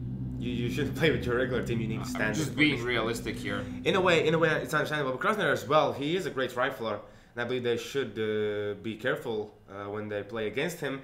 As well as the players I'm going to point out from XGR eSports are going to be ZAL and Krasner. Yeah. I think the AWP and a strong rifler is going to be very important for that side. And really hope that they will show up. Yes, definitely. And on the side of Mighty Wolves, once again, Emis is probably going to be a factor here, as well as Keen. We saw him yesterday performing, I would say, pretty decent against the eSports, and I think he might be a crucial factor here today, once again, as the players are still joining the server here. So, speaking about how XGR eSports would want to approach this, we already saw from Mighty Wolves yesterday that we're not really being extremely aggressive on their CT side. Most likely are still going to contain that composure within themselves, and of course still going to have a relatively not necessarily passive approach to the way how they hold it, but they're just going to set up crossfires and just wait for you to push into the site, and only that's when the utility will start to come out. But that's the way the Mighty Wolves play. And don't you think Mighty Wolves need to have a bit different approach as well, like having that aggression early on? Playing against XGR eSports? Well, not in particular against XGR, but as opponents like Wild Sports Lithuania, I feel like Mighty Wolves, they can adjust to many teams, but it feels like there's some teams that they can't really battle with. Yeah, so in general speaking, still about yesterday's game, yes, I was trying to go more in depth about this particular matchup here. I feel like XGR eSports are going to be the ones under pressure to perform. Yeah, okay. Therefore, I don't think Mighty Wolves would need to really make any sort of changes in the way how they would normally approach this map, unless that it is indeed required by the fact of how XGR eSports decide to approach this one. But I just feel like there's going to be more mistakes on the side of XGR, and Mighty Wolves are going to come out on top off the back of that. As well, it's like XGR eSports at the moment are in the, I believe, 14th place or 12th. That is, they're on brink of elimination, and not only pressure that they're playing against Mighty Wolves, but the pressure that they need to win a game or at least get some points, so they slowly climb out from that bottom four. Yeah, obviously being there and knowing what sort of games they had so far, this definitely doesn't feel like they're sitting in the bottom four, and hopefully we're going to see that today one more time. Inferno definitely is a map that offers the opportunity, so I feel like that's one of the reasons why Inferno is a pleasant sight to behold, as even if like gaining 3-4 rounds, as long as your CD side is good enough, that's fine. That's always the but. That's like you can get like 4 rounds on T side, but you have to have a really good CT side. Yeah, because CD side is dependent on teamwork. Yep, that is true. But as well, like Mighty Wolves T side, it's pretty strong as well. They do have those players who go out up front, which is Deck. He's really good with entry frags as well. So I kind of have a feeling that XGR might have some problems with shutting down Mighty Wolves on T side. It's going to really depend on the knife round, how this game is going to go. Because if XGR start on the CT side, it can definitely be a close game. Yeah, but I think if XGR start on the CD side, the Mighty Wolves are actually going to bring out all-out aggression in the first round, and then they're going to be probably extremely passive in the next following on. Yeah. It really throws off the CT players when you do that. And then their pushes as well, like you see them like as well on the T side when we saw yesterday Mighty Wolves, when they push even second middle, they're not being too eager to push into apartments that quickly. Yeah. They're still waiting for the aggression to come through, so I really want to see how XGR eSports will approach the apartments. Of course, as well as Banana, as there are those two choke points where you can basically from those positions take the site. So I'm really curious to see if we were going to see any kind of crazy early pushes or something along those lines. And still, Krasner is coming into this match off the fact that he has had health issues previously. We do not know if he had time to practice, to warm up. I mean, he's probably been playing his mind out today. But did you overdo it today? Did you do it too much? Did you not do it enough? How are you feeling about this? All of these things also are going to be a factor here, so that's also something to take into account. And cannot really, of course, judge by warm-up here, so really just going to have to wait and see. Of course, he's always been, for the most part, a factor. Like, there's rarely games where he doesn't do the minimum amount of required from him or exactly. more. So I don't think this is going to be the case today, but it obviously a lot is going to be riding also on his shoulders here, because he generally prefers the AK when he's on the terrorist side, and definitely knows how to work that gun. So, as I said, like a strong rifle that is definitely needed for XGR, a stable one, as at the moment we do have everyone in the server. Let's say that we are ready as well, so we can jump into the knife round. So definitely need to start on the CT side here. I'm gonna be really curious to see, as yesterday I believe we saw from Volsung, was it the knife round approach, where they all stand in a line that you can like go through the line, or was it other team? Was it Lithuania? That was wow. I'm sorry that all these games are just a mush. That was on Inferno. I believe so. Yeah, that was on Inferno, where they stood in the middle and they didn't allow any CTs pass. Yeah. And they just kept working as a solid line, and obviously the CTs were approaching them and constantly being tagged by 2 players in that situation. So yeah, that's one way. Of course, if you can bait the enemies of actually heading into you. But well. Knife round has always been weird like this, so there's of course no real sure way how to win a knife round. It also depends on how the enemy team decides to approach it. But we've seen a lot of interesting things, not necessarily here, but I'm speaking in general. Like you've seen run boosts in the knife round, where a player is being run boosted over the enemy line, and then they instantly need to split up, and then the players explode. So that's also a possibility that you can do when you see these players are not moving and just standing in a line as well. One way how to force them to turn their backs against you. As well. Let's jump into the knife round and see, can Mighty Wolves beat XGR here? Well, XGR starting on the CT side. As you can see, they even have a player AFK Knight. They're waiting in the T spot. You can see, it's kind of forcing XGR to run back. As I'm not quite sure why do they type ready when Knight is AFK here, as already the first kill has come through. We can see Maxwell as well has to run away, but already the players have been seeing every single enemy. And now Ziggy coming from behind the lines, but he can't win against 2 players. Perhaps it was instant diarrhea. Yeah, that's always a possibility. There's always potential for that. You never know when it hits you, but when it hits you, you know. Yes. Life smarts there. Yes, life pro tips from V here. So type that one down in your notebooks. As now, yes, of course, Mighty Wolves, they're going to stay on that CT side. And let's jump into the match here. Who can take down who? Will we see a Glock train coming out from XGR? Or will be a bit different approach? We've seen very slow rounds from terrorists in the first one. I'm not too big a fan of that. I really think Glock train has way too much potential not to use it. Yeah, definitely I would also agree with the fact that Glock train is probably one of your best bets here. What you would like to do here is see if you can cause the CTs to over-rotate, but XGR eSports do not know that there are only 2 CT players towards A, and now they're still holding back here. As you can see, the rotation is actually going to come through, and they're going to fall back and head towards B. I love to play this strat and face it. It works like 98% of the time, as now Kokaha will be dinked and he's going to be down here as Deck, the only man standing between bomb side B and these XGR players, as one already has made a cross here, and he is very well aware of the fact. M is now looking to see if he can land any lucky shot through the smoke, and Deck will be double peaked there. ZAL finding his second on top, as well as only Keen and MSN remaining, and they're actually being flanked, so no retake is possible. Knight will find one and looking to finish it off, and should be able to do so in a second here. Very nice approach from XGR. Very good job. So you can see this is exactly the play I was saying, how you surprise teams that are on paper stronger than you.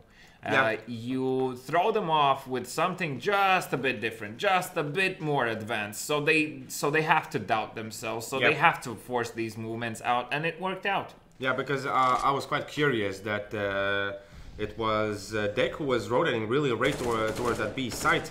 I thought when you have like only 1 player in B and you spot at least one, Hukaho, even when he was spotting the players, no one was rotating from the A side, so they were pretty slow about that as well. And they're gonna push in, but Maxwell already has found 2, and even Knight with the 3rd, so B side is completely cleared out. Only 2 players have left in the A side right here.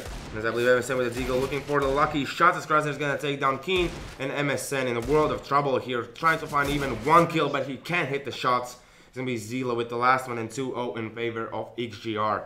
And I'm actually surprised that Mighty Wolves didn't find a single kill, and so far have not found a single kill. Yeah, that is quite weird to see. As XGR, I feel like they have kind of approach. They have learned how to play against Mighty Wolves, because Mighty Wolves, you haven't seen them crumble that hard, as you said, no kills. Yeah, so here you're judging about pistols here. here. Interesting as okay, all the players go down in the middle. Even Keen goes down one more time. No one from XGR eSports losing their lives. Zeros. Yes. You don't see that too often. You don't see that too often. You really don't. That is true. Like, you rarely see games where 3 rounds have passed and one side has not gotten any kills. Exactly. And here we're going to see the first tactical timeout being picked up by Mighty Wolves. As you can see, they still will have 3 remaining for a half a minute. Let's see how many times we're going to see that happening. As here now, the first. I think it's with the intent to calm down XGR eSports. As well. Because I don't think there's much to discuss in the first buy round. You don't really have anything to judge. As well, yeah. Or base your decisions off of. Of course, you can decide how you're going to perhaps, say, take over control of Banana, or where you're going to peak with the AVP, and then what timing you need the flashbang. But I feel like this was just to stop XGR from gaining momentum here. Is now Maxwell with the op, who is going to peek towards middle, will not spot anyone just yet here, and Emis is going to be boosted up here. The middle is going to be probably smoked in a second. Actually, they're gonna go for the peak without the smoke, and oh my god, that was a close one. That definitely was. Emis as well almost hit the enemy player, but as you can see, XGR eSports are now at the moment posted more so towards middle, only one player towards the apartments. It looks like they're gonna try to hit that B side. Is gonna be Kokaho with deck there ready. And as we can see, Kokaho does have a flashbang. Deck is fully equipped with the grenades. So when or if they decide to push through, it could be a bit more tougher than XGR expect. Yes, so XGR eSports are posing themselves up here, and Krasner is going to be the guy flanking. Yeah. Let's see if that's going to be possible. There are still 3 players towards that A site. No rotations coming through just yet. As now they're going to switch up positions. So the first they were Kalpins and CT. Now one player in the barrels in the B side, as now they realize that they're going to push through. The Molotov will be dropped down. They're not going to rush through it, so they're going to stop for a while. The rotation's already begun, and quite potentially Krasner could find some kills here. And they're going to be instantly falling back here. Krasner already making his way so far towards the side. Actually spotted a player, but still stays alive, as Emis now 19 HP only on him, looking to see if he can find this kill, as the remaining terrorist players are now heading into short here. Krasner needs to push here, and he will find Emis inside. Understands there's still one more player in pit. That was MSN, who did manage to find one. Keen now rushing through the smoke, found Krasner, but was taken down by Zenki in the process. Deck. Yes. There was very, very chaotic retake there by Mighty Wolves. Basically, at first they went all in 1 by 1. That was an issue. The fact that Deck did not check completely the boiler position, which is usually the position you have to check. Someone's almost always there. I see V is not happy about what's happening already. What can you say? Mighty Wolves are extremely shaky. They're over-rotating and they're nervous about this game. And why, for God's sake, I do not understand why. You yesterday had the best learning material that you could ever ask for. You were in that game, as well, and now you are falling for a simple fake. Yeah.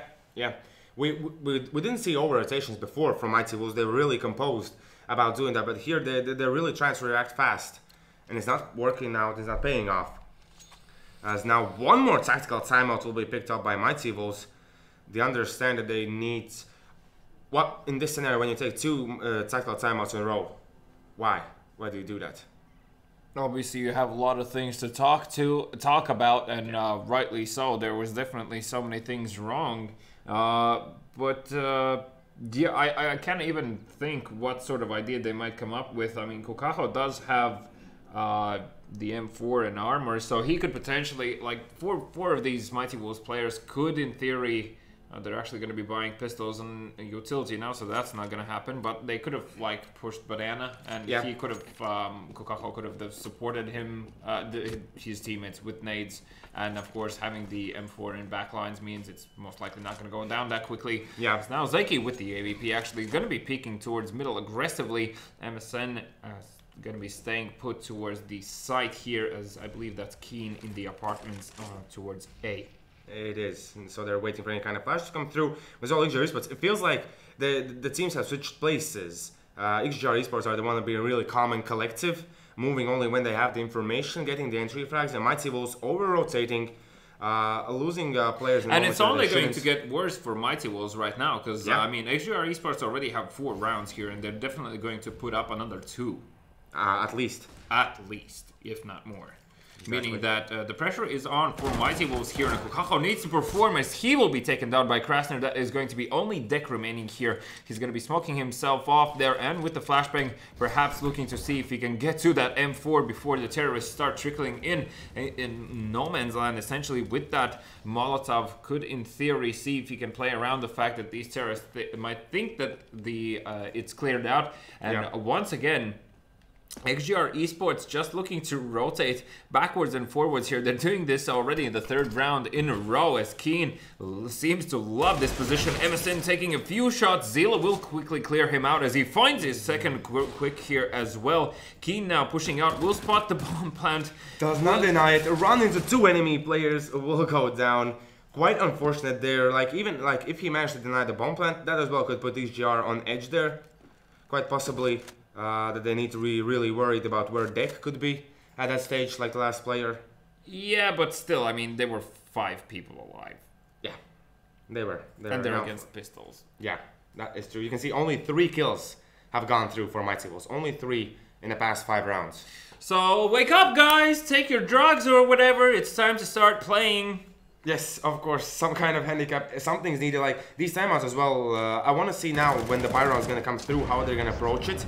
Will we really see a strategic approach where XGR Esports won't find any kind of holes? Because I think with 2 tactical timeouts and this kind of scoreline, Mighty Wolves need to have something prepared already. Such as double AVP setup?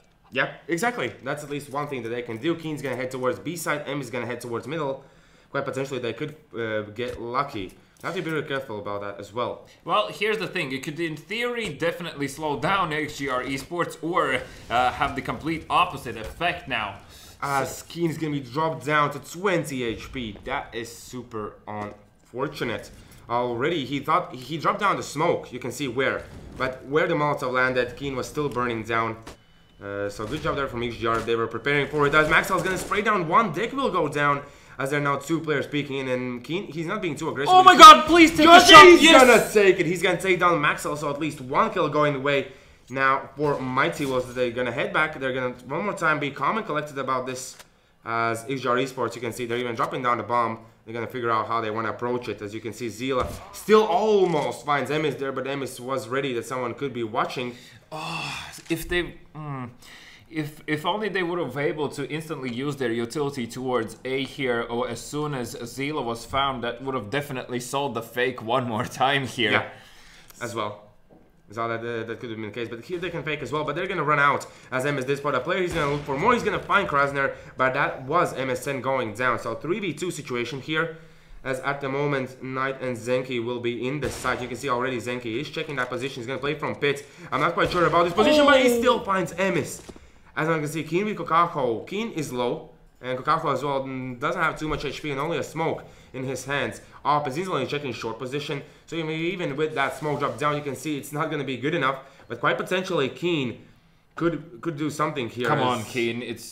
Oh, there we go. Finally got there, but Zenki already expecting it, and now Kokako needs to save the AVP and run away as quickly possibly can be done here, as XGR Esports putting up another round on their side, and that is, I cannot believe I'm saying this, on the terrorist side. XGR Esports are in the lead with 6-0 on Inferno, playing against Mighty Wolves. Yeah, one of the strongest Latvian teams. That is just crazy. I'm having quite a bit of flashbacks right here from Season 1. I love CS, I'm losing my mind. Yeah, right? Yeah. But the thing was in Season 1, Team Spy, which is, I believe, 2 or 3 players from Mighty Wolves here. They also had like a great start, but they had only like 2 great games. Here, Mighty Wolves have had 6 great, or even no, it's 6 games that they have won, I believe. And here you can see they're one more time struggling against teams that they shouldn't be struggling against. So are we seeing the downfall of Mighty Wolves here? Oh, now that's a prediction and a half. I mean, in theory, obviously anything is possible. I don't even dare to predict anything at this stage anymore. Yeah, I mean, if they continue heading this way and losing against eSports, understandably, but now with the follow-up lose on XGR eSports, as Maxwell already finds MSN and ZAL finding deck in the process there, means that B bombsite is extremely vulnerable. Only Kukaho remaining, and you can see that XGR eSports still not willing to make any mistakes. And now Maxwell with the timing should, in theory, come out on top here. He definitely hears the player just beneath him that is Keen. Yeah, this could be a pretty interesting one. I'm going to see which one goes down first. The B side push, or will Maxwell go for the information? So this is essentially a double fake without using any utility, just because they waited for the timing for the over-rotation perhaps to happen here. Didn't use any utility, as the flashbang towards the pool area will not do much. Kukaho did manage to find one, but that was just about it, as Keen found the flanker. Does manage to survive, but is not going to be looking to retake this round. Yeah, one more time, saving the op. At least one thing that they managed to do, Mighty Wolves, is saving that up, but as well, we're not seeing it come too much into play. Yeah.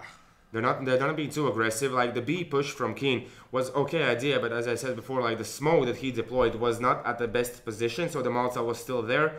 He burned down, so... XGR eSports also have a wolf in their logo? Yes. Yes, they both... That's a wolf, right? Yeah.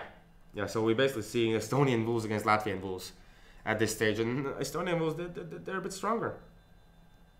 Yeah, I cannot disagree with looking at 7-0. 8.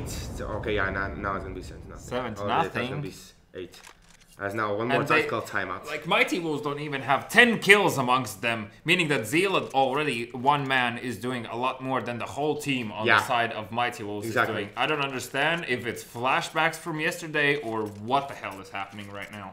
Yeah, could they really be that traumatized from losing against eSports? At that stage, you kind of like, either you learn from that game or you throw that game out from your head. Perhaps they're learning on the go and didn't have time to go over their mistakes yesterday or today. Because so we have seen like 8-2, we have seen 8-2 scoreline where Mighty Wolves come back and win it in the end. Yes. So as well, that could come into factor. That could be a factor here, but they need to find the way how to break XGR eSports pace, and they're definitely XGR eSports are not playing too quickly. So early pushes is not an option for Mighty Wolves. I would say their best bet is to retake Banana early here, and as I say that, Zenki does manage to find Keen, spots MSN as he walks through the smoke a bit too far there. They wanted to get the op, and MSN I believe did not spot that he already got the op or whatever happened there. It's already 2 players down towards middle. The A side is completely taken, and at this stage, you will have the money in the next round, but you maybe want to save this utility and the pistols that you have.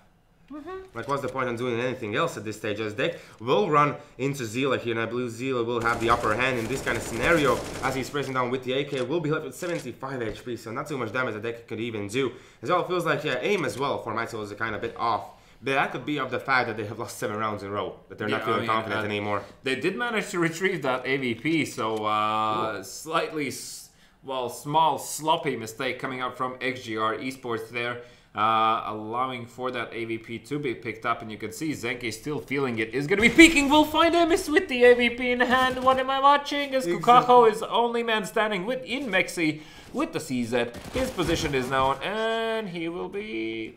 put down as a sick dog. Yes, that is true. And you can see here, we have seen 4 rounds. Half of the rounds that XGR eSports have won have been without any players lost on their side. Yes, this is, I believe, how Mighty Wolves feel. Yes. It's like, we're done. We're done. What is going on? What is going on? I was not ready. When I came to studio right here today, I was not ready that I'm going to see Mighty Wolves being... basically embarrassed in this kind of way. And I like how you asked me before this game, is this going to be a one-sided one? And I was like, yeah, sure. I mean, Mighty Wolves, they've learned their mistakes. But funny joke you had there. Yeah, funny. Of course. And you can see as well, like, they're using the Molotovs as well, but they're not trying to retake Banana. They're still being really, really passive about it. You see, it hasn't been working out. The positions that they can peek at when the grenades have been dropped down, when the Banana has been taken and the terrorists move in, all the positions are being instantly checked. It's not that easy to spot the players in B side. Of course, they might be hiding, as well as all the time checked And now Keen with this upfront positioning, he's gonna actually find Maxwell. M is also taking down Krasner in the process there. And Knight does manage to throw one kill back towards the side of Mighty Wolves, but that is just about it, as there's still another 50 seconds on the clock here. And XGR Esports have definitely enough utility to take one of the sites. They won't be able to fake with the help of nades.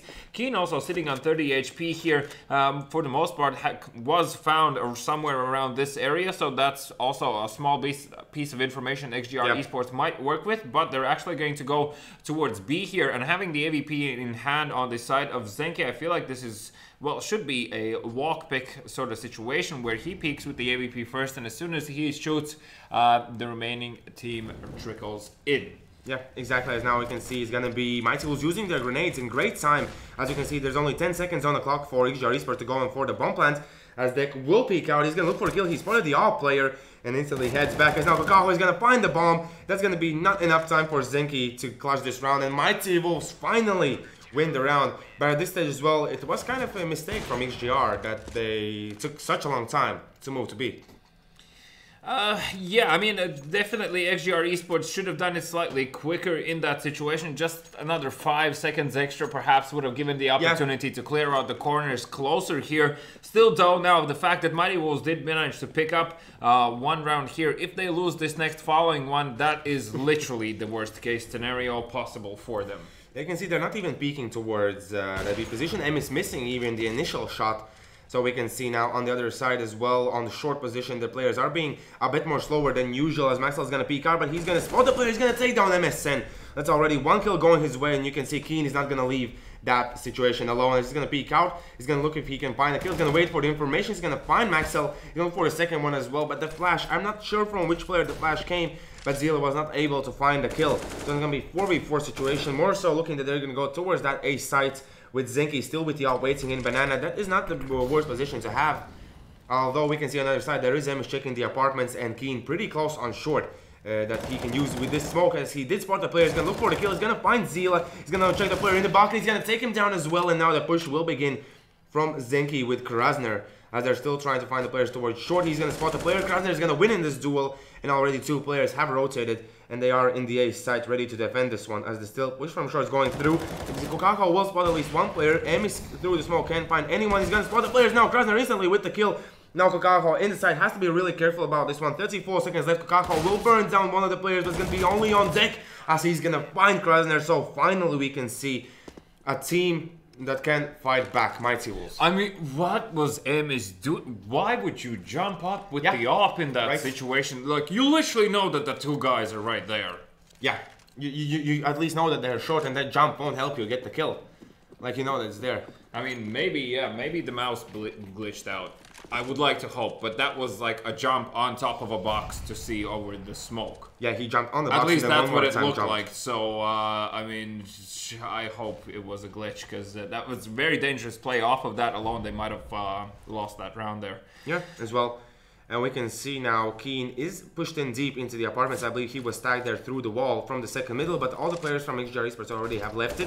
They're trying to fake the B site. As we can see here, Mighty Wolves are falling for it. They're using tons of utility. Keen will find one. He will instantly go back. As we can see, only in middle will Knight there will remain, as Krasner is still yet to push into those A apartments. Yeah, so they're not going to be advancing here any further, as now Knight, now seeing the trajectory of the smoke, was looking to see if he can find a quick peek towards MSN here. He will come out on top, so, well, relatively on top there, as in denying any sort of grounds for the terrorist players. So XGR Esports one more time are going to be gathering towards B here, and Zenke with that AVP peek might just find Deck here, who's going to be shouldering any second now, just to see what's happening, as the Molotov is a dead giveaway, so no shoulder action happening from a Deck. He does deploy the Molotov here on the ground, and with the flashbang is going to be looking most likely to peek here, as also a smoke towards site offers the opportunity of putting the bomb down. Kokako, realizing this, is missing a lot of bullets, and the bomb still will be landed, but Deck pushed through the smoke and he found the last two.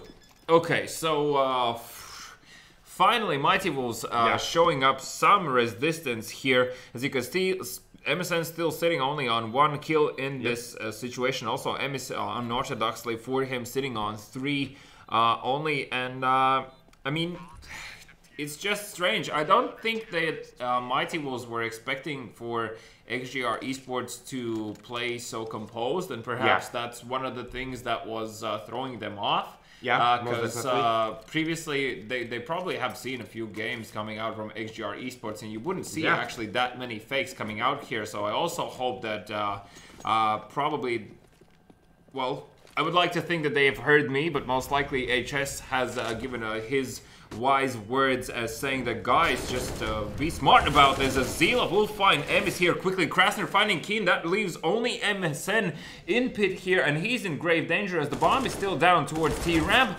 MSN will go down. That's no information for these CT players. Deck will be pushing. He will be found by Zenki. That's also the bomb. I would have actually allowed for the bomb for that CT player to just pass on and safely headed into B with the bomb in hand and force the CTs to waste their time trying to retake a site that is empty. But this works as long as you know you can land that shot.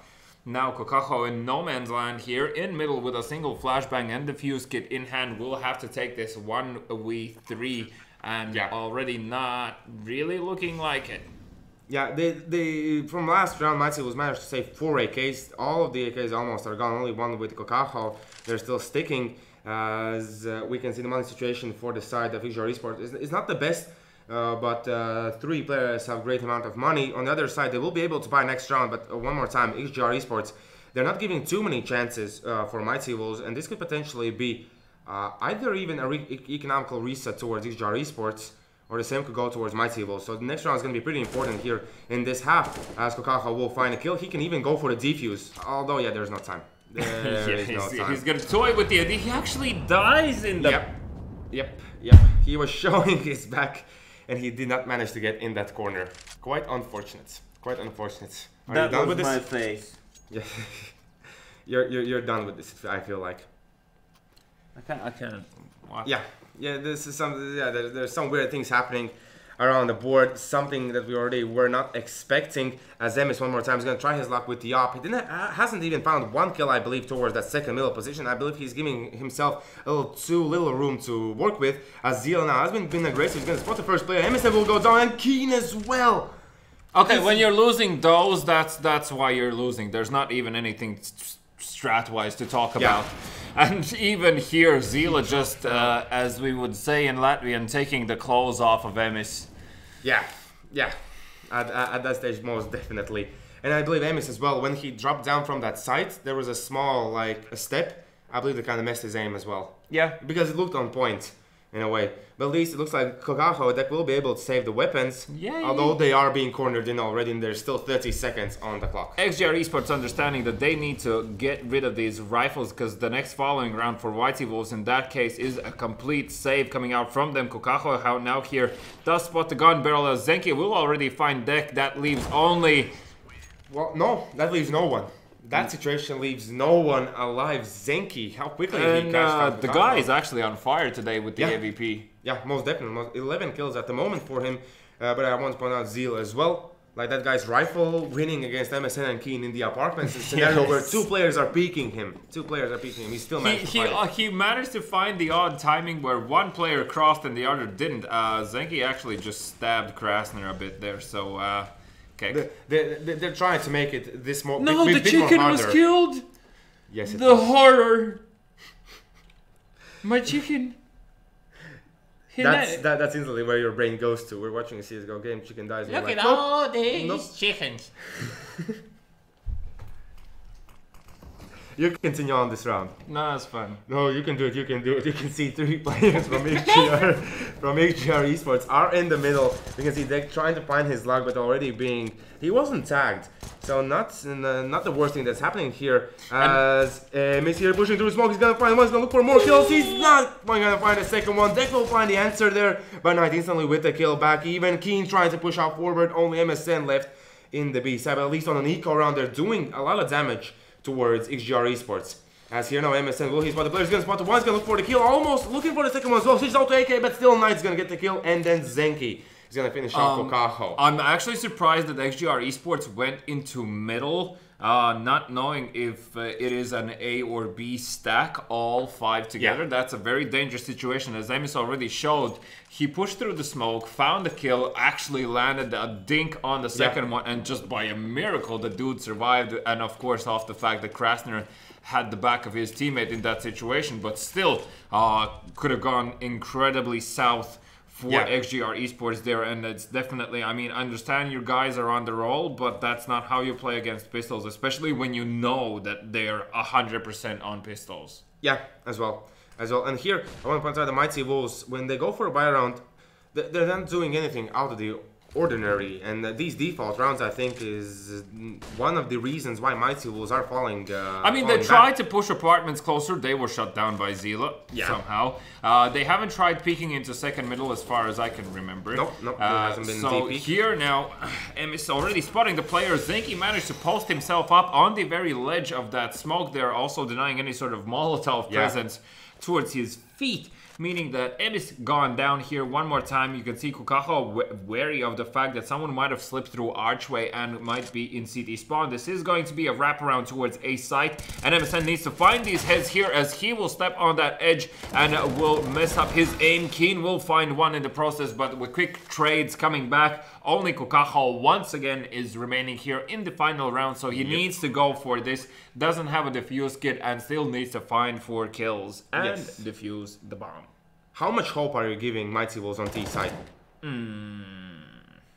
Like, is this a comeback material, or is this going to be they're going to just a bit more big, make the round difference smaller? Is that it? I feel like they'll close the gap, but they won't close the game. Okay, yeah, that could be the case. As 12 rounds for XGR on the T side, we were talking about. You get 4, you're kind of in the clear. 12 rounds. 12 rounds against Mighty Wolves, against a team. Were Mighty Wolves the 4th place?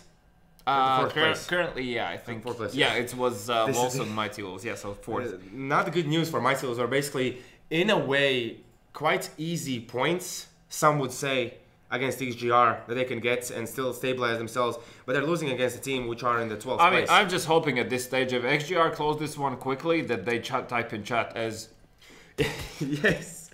I will try to check the chat after the game. Yeah, I want to see that's going to be the case. I would like to know that some of them, or if someone knows someone from XGR, just please message them that to do it. Just BM them till the very end. Well, but as well, Mighty Wolves, they have lost against Fast Sports, and they're at the moment losing against XGR. Not the greatest news as well, but small flukes that they need to work on here.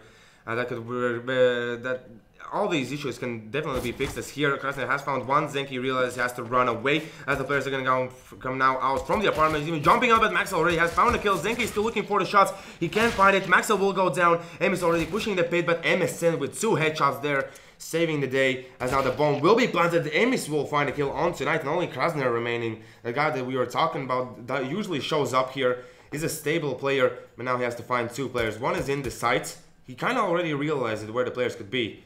And now, as Mighty Wolves know that both players are, the player is towards long, they both go towards that position, so they could be a bit more closer. As Krasner is still looking for his opportunity, for his lucky window that he can get through here. As he's looking for it, he's gonna find MSN, but MS will shut him down there in the end with 40 HP left. 3 kills in that round, 4-12. And now Mighty definitely needs to secure the last 2 rounds. Yeah, and I mean, from like another point of opinion from the side here, I mean, it's very true to say that nobody of Mighty Wolves has managed to put up a play that sort of stops the momentum of XGR esports. Therefore, like, if nobody's showing up, everyone also has the feeling that, well, nobody's showing up, this is all just going south. And also off of that, you won't really stop XGR esports. Now, Mighty Wolves did manage to secure this first round here. And perhaps this is a start of a beautiful comeback, but then we have a very long road ahead of us. Yeah, most definitely. As Krasner still trying to shoulder pick this position. I like the Keen as well, like the same that the MSN were doing. They're not pushing into the apartments, they're waiting for the aggression to come through. The first 30 seconds are really static from Mighty Wolves, but then at least they have gathered some information, trying to at least force out some utility of the enemy players. And you can see 3 players are here, even one is boosted up. The Molotov will come through. Oh, that's they will have to go away. Yes, and they're stuck. They are stuck, and they both will burn down.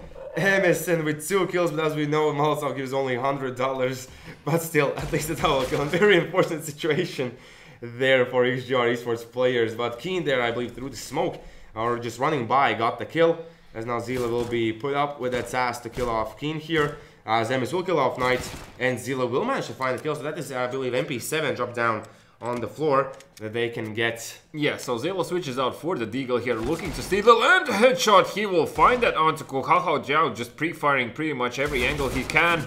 Emis will take him down, still a nice few kills there. Now, the question is, did that Molotov 2 kills towards XGR eSports is the thing that is going to stop the momentum of XGR eSports here? It's hard to say, I believe. A momentum that, excuse me, I might add, they still need to regain here, as obviously they're lost the first and the second round. Yeah, so but I believe that Molotov will be like a how would you say, a funny moment for them. They're like, oh, okay, we messed up. It's all okay. Okay. Shashlikai. Yes, yes. The chat, I believe, is quite active after that one. After that moment, they have to be. Yes, a complete Shashlikai moment. But here you can see one more time, as I said before, the first 30 seconds of Mighty Wolves T round is completely static. And we can see XGR, but they're not trying to utilize it. Well, they're stacking now this A bomb site and actually hiding away with good success. I love this position from Knight, though. I've actually used it a few times when you also have a Deagle in hand and when you're waiting for apartments. The guys from short not necessarily notice you, and the guy from apartments definitely is not expecting you. So a good off angle. MSN already starting off with 2 kills here and finds his third as M is getting the 4th. Now MSN just tapping away, but it is going to be Kokaho finding Krasner on B bomb side. So first buy round coming out here from XGR eSports in this second half. So if they completely shut down right now Mighty Wolves, that's going to be game over. I'm already saying it. Okay, even with the money that Mighty Wolves have, the next round will be a buy. If they completely shut them down here, and I mean in a very confident fashion, it's going to be mentally game over for Mighty Wolves. I really like that Zenki was speaking towards the second middle, was not risking it. Good for him, because there was MSN with Keen, both players ready to shut the players down. Let's see, can Keen repeat what Zila did against himself? There are 2 players trying to peek here. As we can see, will they stay here? As it is kind of risky position to stay in. I think he just shot a few bullets by accident. Yeah, that could have been the case. Mighty Wolves realize that someone is in the apartments, but as well, they can't be too sure.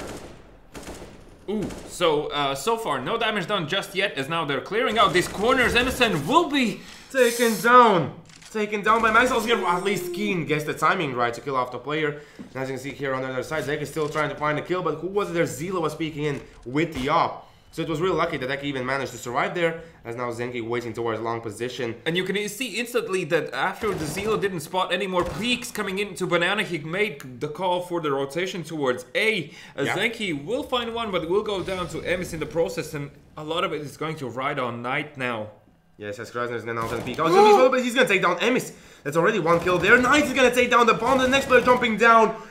What a shutdown by XGR. Yeah, and I mean, Mighty Wolves also know that they should have had that one. Krasner with that kill towards Emis with the, I believe that was Emis with the AVP there in that situation, was the final nail in the coffin, as the remaining terrorist players were forced to take action. And of course, that bomb planter didn't expect for, who was that?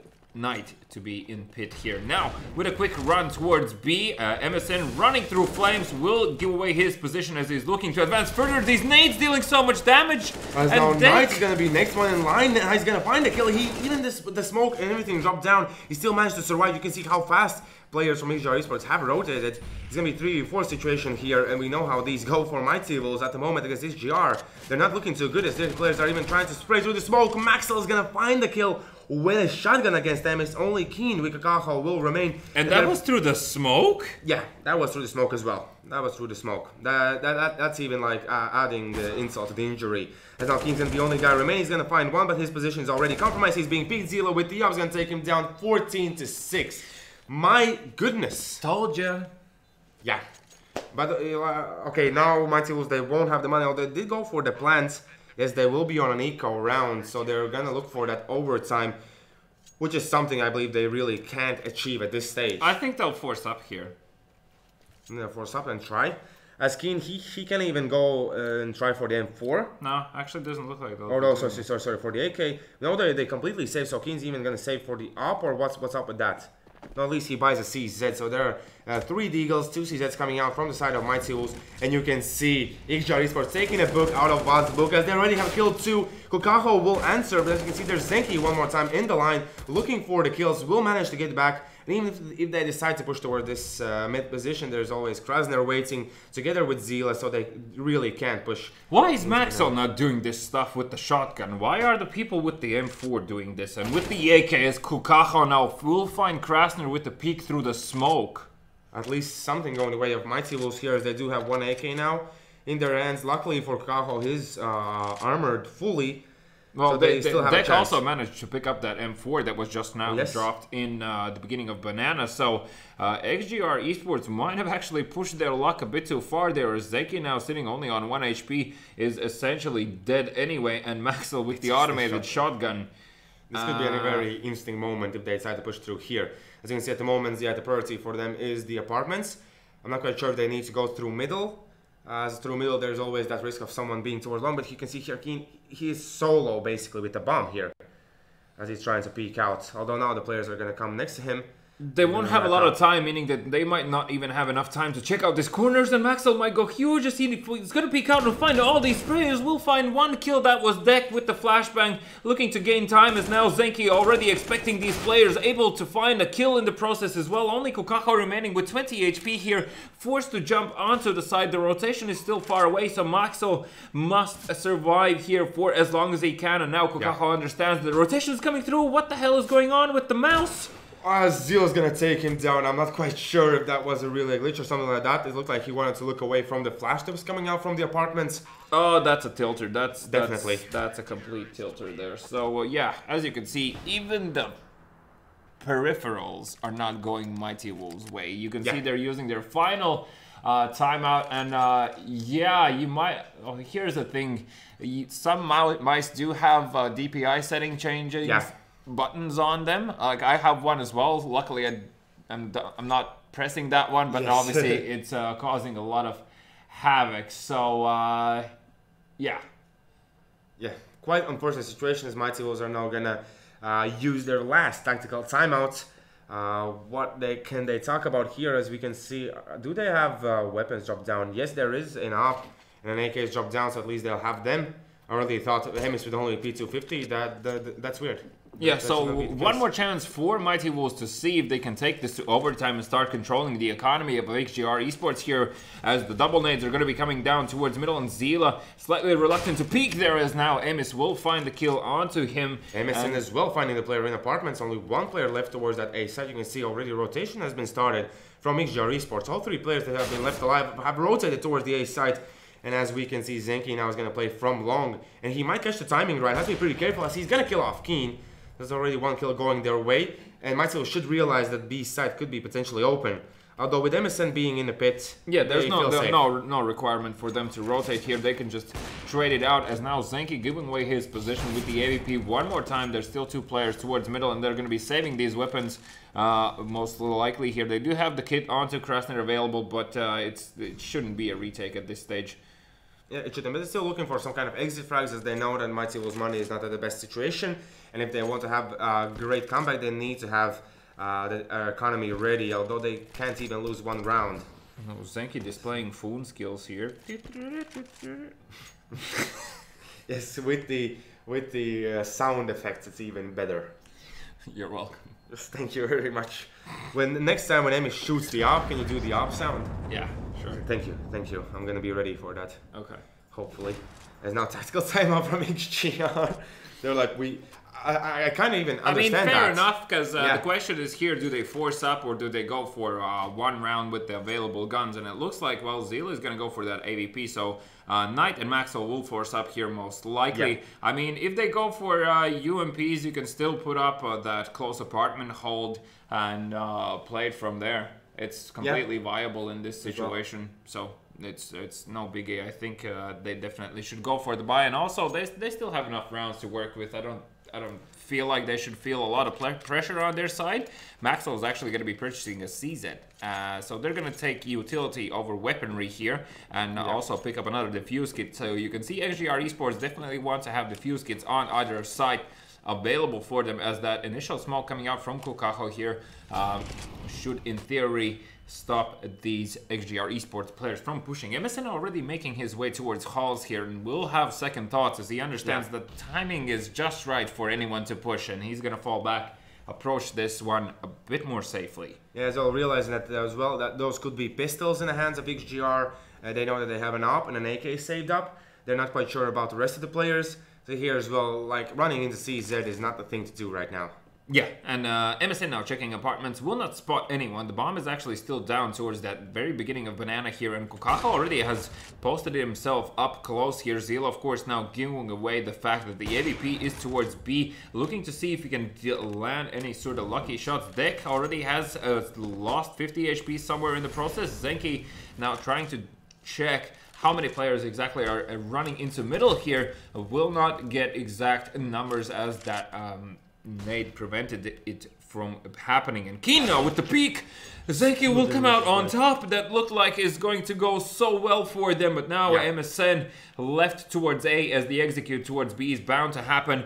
And these players should be able to deal with this as Krasner will find already his first kill, will fall back, looking to get a secondary angle. ZAL will be taken down by Krasner through the, Deck will be taken down as Kukaho will find a quick one-tap there. Zenki pushing through. Only MSN remaining 1v4. That's quite an unfortunate situation. That's all she wrote for my T-Wolves. That should be the case. MSN will take down Knight, at least last few kills for the stats. The situation is a bit better for him, but Maxwell with the last kill, so 16-7. You guessed the scoreline. If I'm not, I said 16-9, but we both missed our prediction. My goodness, XGR eSports. Hopefully we're going to see this continue on, because their approach to the game, how well they played it, calm and collected as well, not being too aggressive. It really looks good on them. It suits them. What is life? What is CS? Can you dare to make any sort of prediction here? No. Apparently no. Do people learn from their mistakes? Apparently no. Apart from XGR eSports, who actually have started to play as a solid unit, and I feel like this is the approach that they were sort of missing, because you previously would see glimpses of it, but not for the entirety of the actual match. And of course, this is a very important loss for Mighty Wolves as well. This, as already previously discussed, I mean, in theory, they should have been able to pick this one up.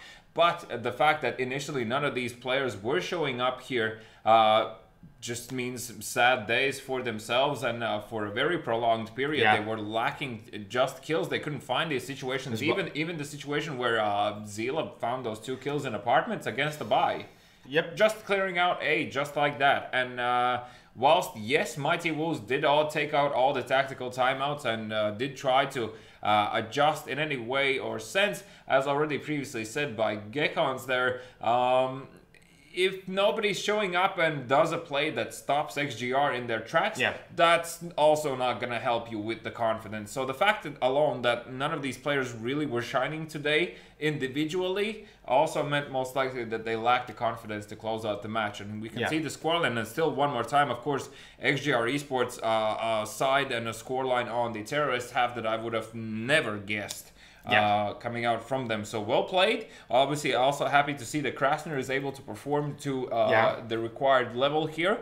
So no bad news coming down in that sense. Could we just quickly see if anyone typed Ez in chat? We can see not only GG's coming out, and yes, no Ez coming out. No Ez.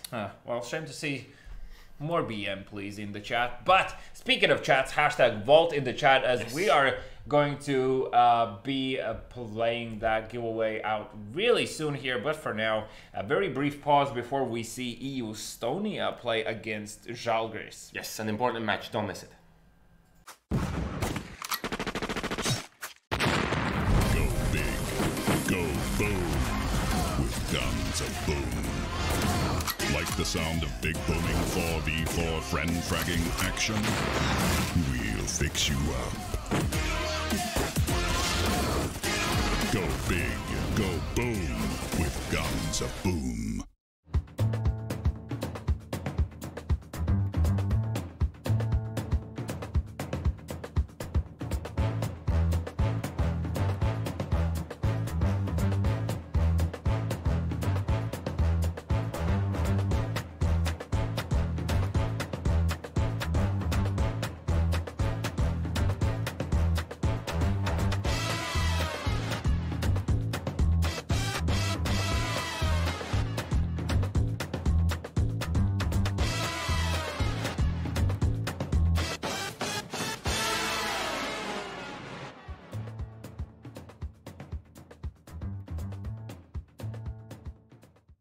Lešik, butik, jau viss ir redzēts. Thriller, killer, tas viss ir redzēts. Skandāls, secret, viss ir redzēts. Creepy, crazy, jā, viss ir redzēts. Pārsteidz mani. Pārsteidz mani. Pārsteidz mani. Un tagad pārsteidz mani. Lūdzu, jaunā Helio interaktīvā televīzija nomaina Lattelecom ITV. Televizors, tālrunis un planšete darbojas kā viens vesels. Tagad pārvaldi un aizraujies pilnīgi jaunā līmenī. Izklaide progresē. Helio.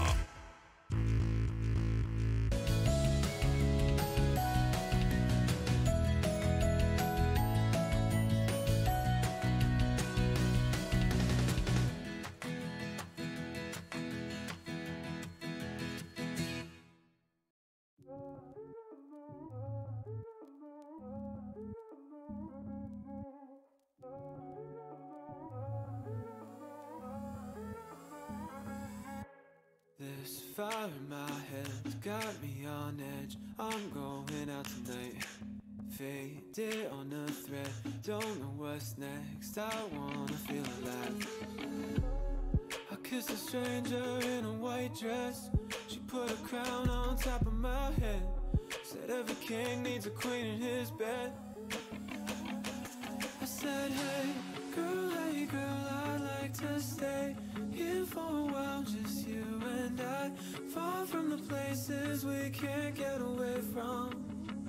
She said, hey boy, I like your style. I'll let you play me for a while. Play me till the sun rises. Play me like a violin.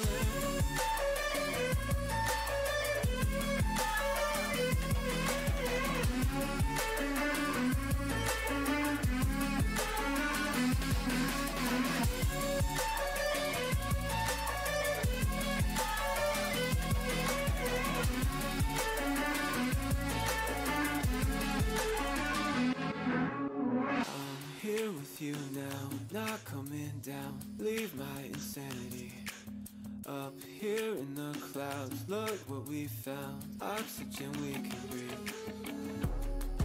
Let the madness slowly undress. Rip the mask off over our heads. We can dive down deeper instead.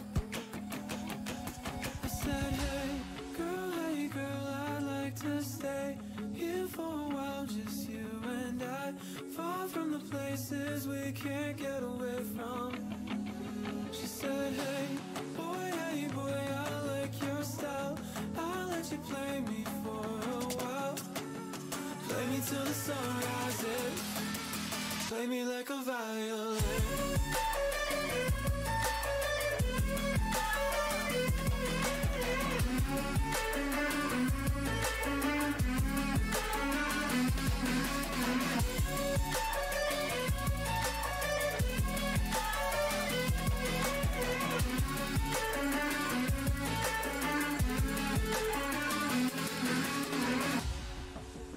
Play me till the sun rises.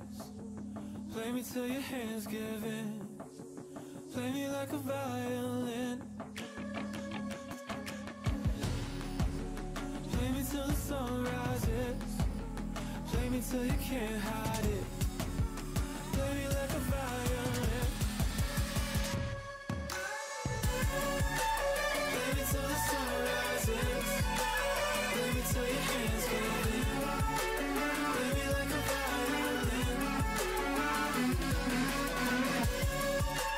Play me till the sun rises.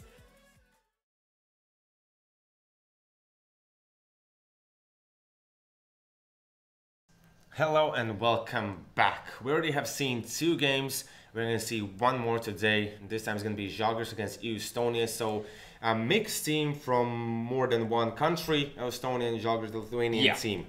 Coming into this match here now, this is going to be Mirage that is going to be played between these 2 teams.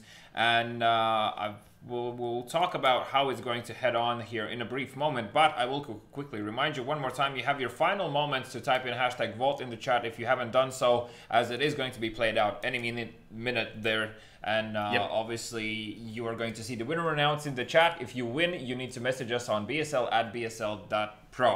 Coming back to Mirage here between Žalgiris and EU Estonia, though, both of these teams are definitely capable of securing the victory here, but Žalgiris historically has found in this season more success on this map than their opponents EU Estonia. So my pick is going to be quite obvious here, as in the previous map we didn't really win, so we're still sitting at 3-3 in our predictions here. Now, I haven't written down a number here, and I'll tell you why. I have zero clue after that previous game what the hell the scoreline is going to be. So I'm just gonna go ahead and say that it is going to be 16 in favor of Žalgiris to... Question mark? It's a question mark. 10. The 10. Okay, 16-10. Interesting choice. I kind of have a feeling that they want to go the way of Žalgiris as well. Now they have Sterzik in their lineup, which is a really strong player. I'm going to say 16-9. 16. Okay. I'm feeling a bit more confident for Žalgiris, as there is a new player in Estonia. I'm not quite sure which player is replaced there. There is Escaper now in the team. Do you know that player? No. You haven't heard of him. Okay, I'm gonna call you now. All the players are gonna be inside of Estonia. It's gonna be Yori, Gaborik, Urskarl, Escaper, and Oof. Oof. I love that one. Yeah. For Žalgiris, we do have Centrons, Reggie, Sterzik, Delection, and Tarov. Yeah, I'm happy to see Sterzik in the regular lineup. And Reggie as well, back on track with that injury. So hopefully that does not mess up with his aim. Previously, I believe he was okay. He was okay, so I don't think it's going to be a huge factor here, as obviously the wound is healing as farther it goes. Like I've seen the picture, I cannot really say what was described, but it looks like he played with one of the karambits around a bit too much. That could be the case. Yeah. All I hear is Seija is no longer the guy who's gonna play for Estonia, now Escaper. And Seija, as you already mentioned previous week, there was a stand-in, I believe, for Estonia. Yes. And you said that Seija was really strong force for Estonia. So do you think that could mess them up? Well, I mean, Seija definitely shown up in a few matches that we were spectating beforehand, and also I liked the explosiveness of the players. So like he was able to switch it up quite quickly, and then afterwards calm down also when it is required. So that's also one of the qualities that you would be looking for in terms of picking up a player, especially if he is playing as a rifler. Yeah. So I mean, it's hard to say. I don't know the guy who's going to be stepping in. Maybe we'll be surprised, same as Sterzik came up, and also off the fact that this is going to be the first match streamed here where the new player Escaper. Yes. Yeah, Escaper is going to be playing. Then will it be the same scenario as Sterzik, where that first game was docile for him? And if so, does that leave a huge impact on EU Estonia? I think at this stage, if they don't do good in these games, it will have a huge impact, because they're in 8th place. They're slowly making their way back, and losing this game will only put them further back down. Yeah, and of course now, if Escaper is not able to perform on a map like Mirage, which is quite wide area, like giving even more room for terrorists to work with, it's just going to be even worse for EU Estonia. So the question is, what sort of approach do they decide to go and take here? I feel like they should be battling for mid control or something like that. So they should have their timings down for it. Speaking of timings, though. Oh, I believe we could go for the countdown to Vault giveaway. So I'm going to start with 5, 4, 3, 2, and 1. And now you see the winner in the chat. Congratulations to him or her that won the €10 free food from Vault delivery. Yeah. I feel so good giving away all this free food every day. Free stuff. Yes. Vaults for everyone. A vault for you and a vault for you. Oh, I just stabbed myself. There we go. That feels amazing. Like seriously, can you count how many times you have stabbed yourself? About 6. About 6. But I'm never gonna stop playing with it. Otherwise, you do not master it. Yeah, you don't. But I have tried it, and because the moment you took that karambit in your hand, you already were pretty okay with it. You felt safe with it. It's just stabby thing. That's all. So you like stabby things. Perhaps. So here you want to start on the CT side, talking about stabbing. Like you want to win the knife round, you want to start on the CT side. That's a tough one. I mean, look back. Does it change every week? Huh? Does it change every week? What do you mean? Well, we're talking about this lineup. We're watching a different match between different teams. So, do you want to know just Mirage in general or this matchup? You decide. Yeah, this matchup. Whoa. This matchup, and I'll allow you to speak. Go for this it. matchup. Yes, go for it. So this matchup, I feel like, yes, if you're Žalgiris, you want to go for CT and just start off with a solid hold here, as obviously EU Estonia most likely will not have enough amount of prepared strategies for themselves having the new player in their lineup. Therefore, they should be able to just work together as a unit and hold down whatever essentially EU Estonia is throwing at them, apart from perhaps some sort of crazy first round that once again a fake towards B, connector rush into A, or fake towards B and then jumping out of A apartments, also viable. Sometimes people decide, even on the pistols, to split A, like moving through middle or through underground towards connector, and that is kind of a risky way to do this. One of the smokes that I haven't actually seen so far being used in a Mirage, and apologies to anyone if they are actually doing this, is the one that you can throw through from before B apartments as the terrorist to smoke off at the very end of balcony. Yeah. So the players wouldn't see how many people are in B apps, right? So if you use that smoke in the first round to prevent any sort of line of sight, and for CTs to know that, oh my god, Glock train, and only have two dudes committing as far as they can and take a decoy in the middle, that can work out really great in terms of getting players out of position. And afterwards, just three guys run into A through A apartments, take their positions, take hold of CT, and there you go. I hope that players are checking this kind of information and are trying to do so. As I said, like I honestly feel like I haven't seen it like in first rounds, like or in the round beginning, that smoke. I haven't seen it too much. I cannot even remember in any buy rounds that I've seen it. I've seen it thrown manually, but not the one where you throw it over the top. And also because they're going to see it being thrown over the top, they're going to call for an extra man regardless quicker. And if they feel like it's a commit, another dude will come back, meaning that there's going to be one on A and one somewhere around jungle connector. Yeah, exactly. So they can definitely throw it off. And yes, that kind of fake in the... We haven't seen too many fakes in the first round except for from that XGR ones. Yeah, and the XGR one was, as I already said, try that stuff and face it. Works like a charm. Yeah, it definitely will if you play it correctly. But now, how many players do we have in the server? At the moment, we have 7 and the coach for Žalgiris. We have talked a lot of things, but Undercover, and I still haven't contacted him to understand his role. Okay. Because after more time goes through, I'm kind of getting more curious to see and understand how he approaches with the help towards Žalgiris team. Well, then, I mean, I'll be honest, I won't have the time to connect with him, but if you do, please let me know how the conversation goes, because I would also like to just understand what exactly is happening here. Now, also a positive trait that we have seen so far this week is slightly more tactical timeouts. Yeah. Question is, will they be used here in this game as well? As it didn't take long for Mighty Wolves to take one. They took it in the 4th round. Yes, and the next one was taken in the 5th round as well. Yeah. They were pretty quick about theirs. We haven't seen that happen in any other of the games. So hopefully here the teams, if they start losing and they realize it quickly enough, because it feels like at one point you should understand that whatever you're doing is not working, then it's either you switch things up or have that timeout, just relax. Something along those lines, and I'm quite sad that these things are happening. That we're seeing so many stumps as well, one-sided games. It's pretty tough. Like even between the 1st and 2nd place, the game was one-sided.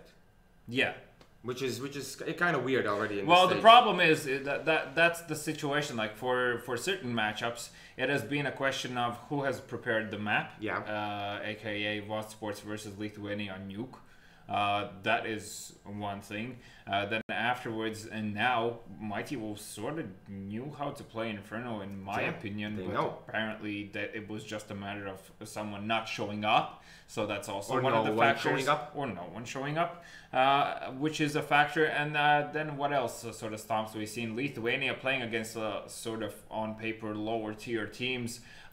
Which is also now currently represented in the standings. In those first matches that they had, they were closing out games with like 16-3, 16-4, just because they won. First 4 games. Yeah, they won with the fact that they played as a unit, and it just works out against these teams that are sort of only testing what works for them, what doesn't, and the fact that you're already in the league, to be honest, you should know by then. So the question is why you're in the league. There to learn just how leagues work.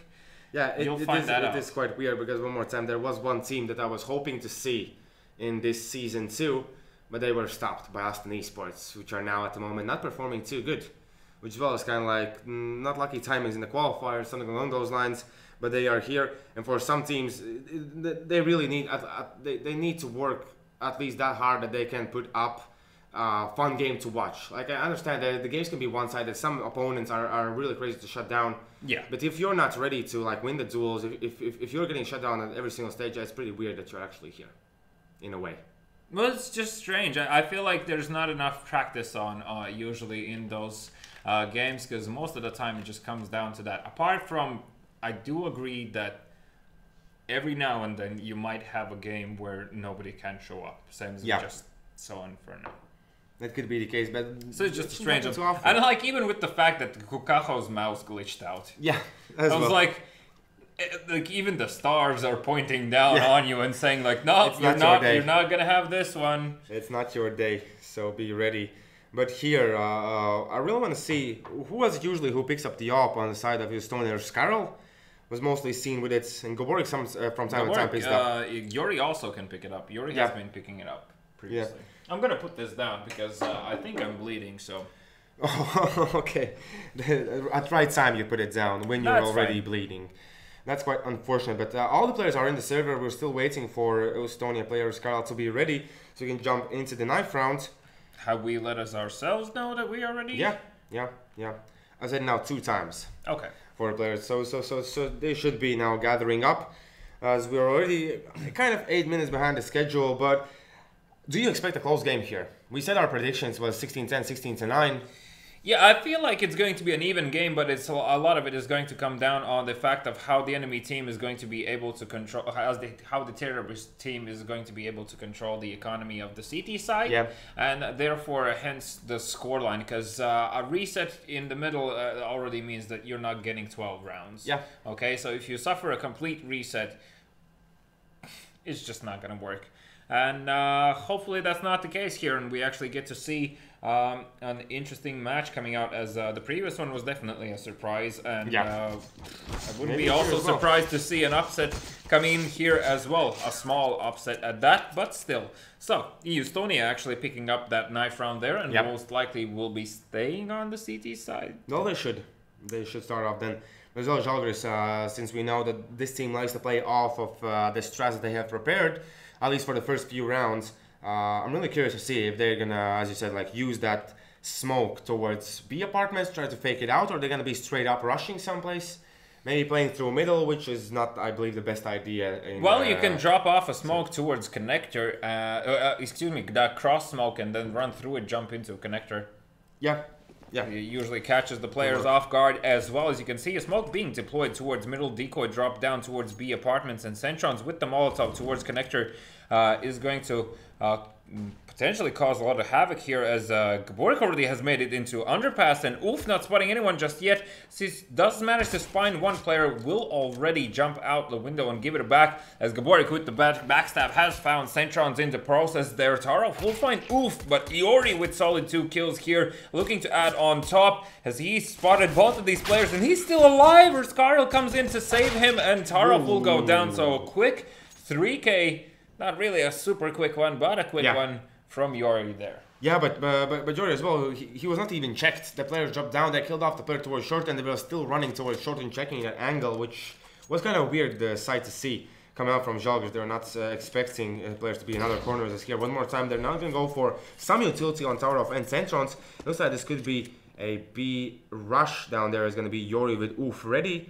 As you can see one more time, Oof is going to be a bit more aggressive this time. With deep down smoke, he can definitely take a bit more aggressive position here. And they tag, and they show that they are there. I don't like when they shoot back in that situation. Just rather stay collected, take it on the chin for a second, and then be able to come back and retaliate, as still a lot of utility, of course, now being used here towards B. The flashbang through will force Oof out of position, as already one player has made it out, and that is going to be Delection finding Yuri here. Reggie finds the kill onto Oof, and now Gaborik will go down in kitchen. This is beautifully executed, as Delection will find Skarl, who just sort of thought he'll be able to do this alone. I don't know. Yeah, at that stage, Escaper was way too far off.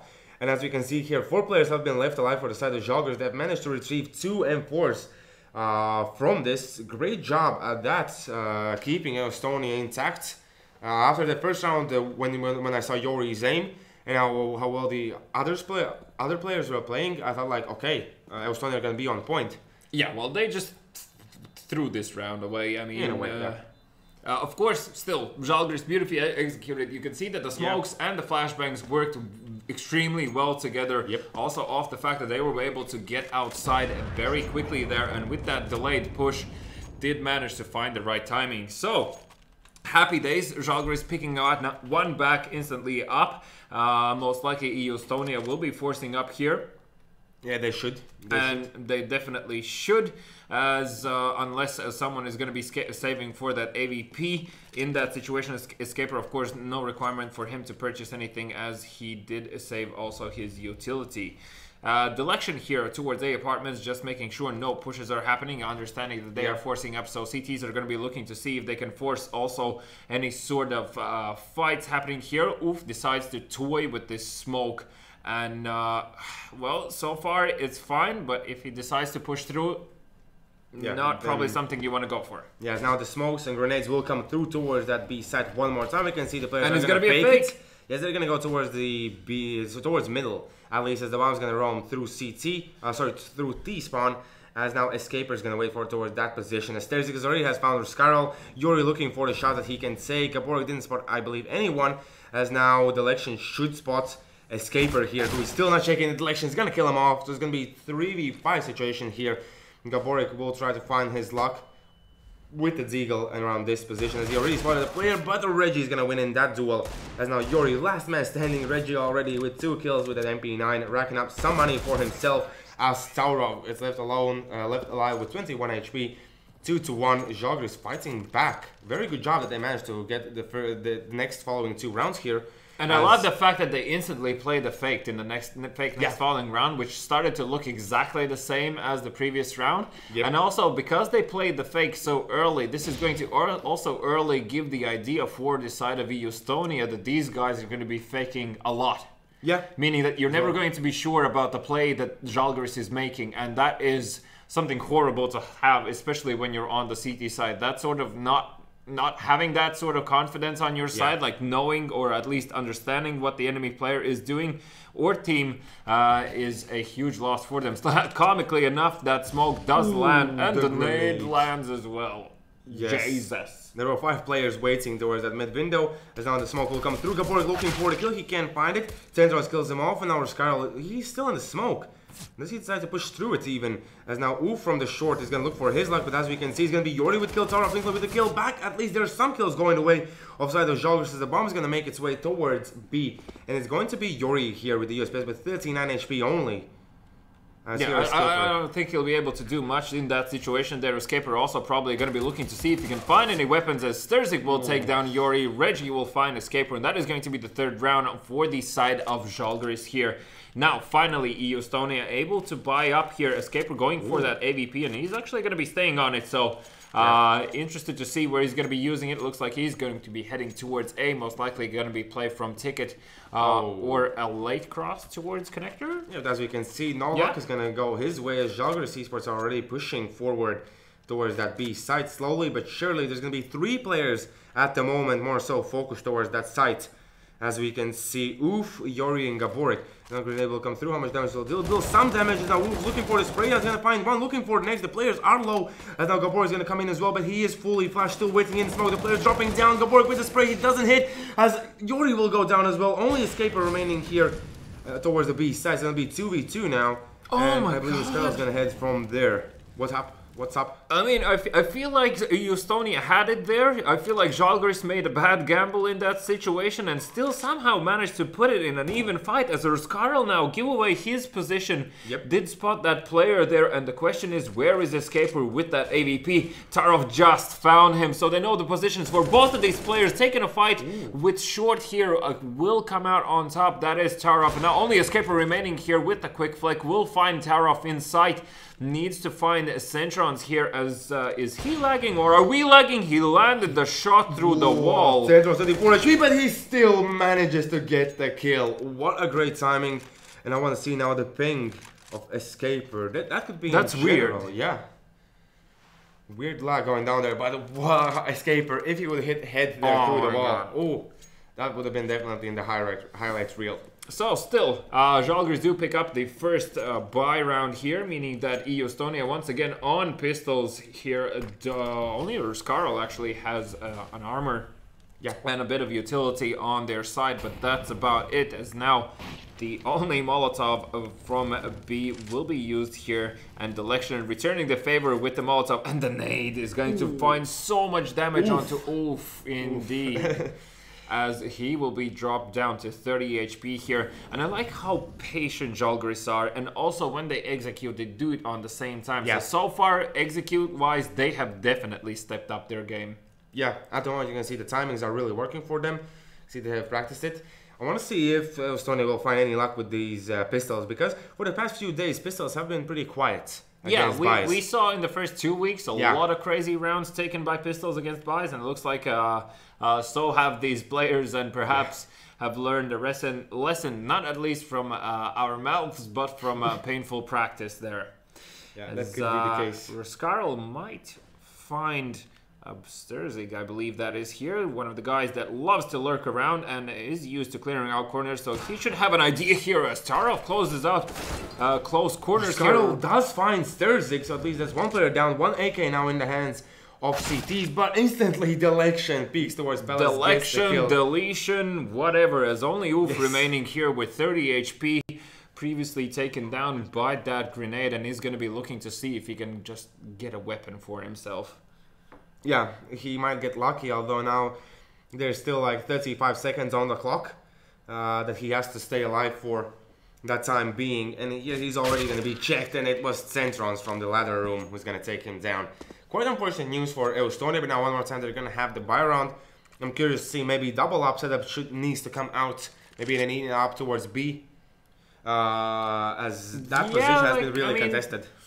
That might work, but seeing how the executes are going to go, if you're going to be peeking with the AVP and B apartments, you might not even get the chance to get to a safer position. And Escaper is definitely lagging here, so I don't know, check the dude's rates or something.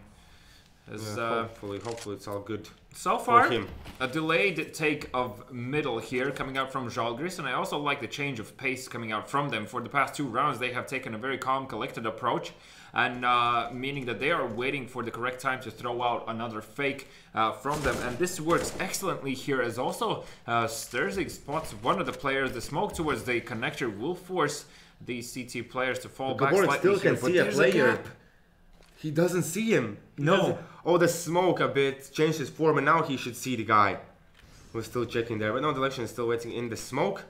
There's now one more smoke will land, but Gaborik is not peeking just yet, and now he's gonna spot Delection, so at least one player going down from the side of Žalgiris with their slow approach. They're kind of starting to lose it, as Centrons will find Escaper towards middle, and here's Sturzig finding Gaborik as well, and that is almost A side open. This is only Ruskarl remaining, but Centrons with the kill. Oof already pushing forward. Centrons with the next headshot. 3 kills already for this guy. Only Yori remaining. We can see one more time their money is not going to be in a good place. Yeah, so everyone from Žalgiris is switching it on, and EU Estonia are switching it off, as only Yori sitting on 7 kills. The remainder of his team have the exact same amount he has. Yeah. All of them. Yeah, together. That is quite unfortunate. That is quite unfortunate. As here, Yori, I don't believe he's gonna even save this weapon right here. He might be found just in a second, as Reggie is not going to make any noises here, and we'll be checking every corner, but Yori will come out on top there, so he is going to be able to retrieve that AK, and we have seen so many times before what an AK on the CT side can do against terrorists. So yeah. That is at least some sort of positive news for the side of EU Estonia, and as I say that, Centrons with his 4th will delete Yori's face. Finally, I believe we haven't seen Centrons this kind of situation. First of all, we haven't seen Žalgiris play like this. Yeah, as well. Okay. 6-1. I'm sorry, but this is the first time where I see them play as they should be playing, and rightly so right now, as they seem like as an unstoppable force. Escaper lagging towards A apartment, looking to see if that will give him any sort of advantage. The Scarl will post himself up towards this close corner here, and what might look as another, dare I say, fake towards B? Yeah, this could be the case. Although Tarov, he doesn't have the smoke, and I really like the approach that you were saying to drop the smoke down here where Yori's sitting. Yeah, it just puts a little extra pressure. The CT player needs to push through the smoke if he is going to want to find anything. So he's essentially giving himself up. Most likely, when a smoke lands there and you are already in that corner, you're going to stay there. Therefore, you won't be able to pass how much information is there in terms of enemy players. And especially if you hear them in apartments and nades are going through and flashbacks are popping, like it's just confusion. So calls for rotations around the board, but it is going to be an A split here, as finally the Molotovs do come through here, and Ruskarl already burning down first to go out. Actually will go down inevitably in flames, as only Yori and Gaborik remaining here. Gaborik with that deagle shot will give away his positions towards jungle, and Yori finding the player towards middle, but Delection comes out on top as just sees that things are happening. Yes, he couldn't even hit one shot there, completely off the mark. It feels like this is a similar game that we saw before. Mighty was against XGR. Like players who should hit their strive and should kill, like Gaborik. He's always been a really strong force. He's not showing up. He's completely quiet. But Estonia there as well. They're not taking the tactical timeouts, so they're not trying to figure things out in the pause. Probably like in between the rounds, and I think that's not the best way to do it.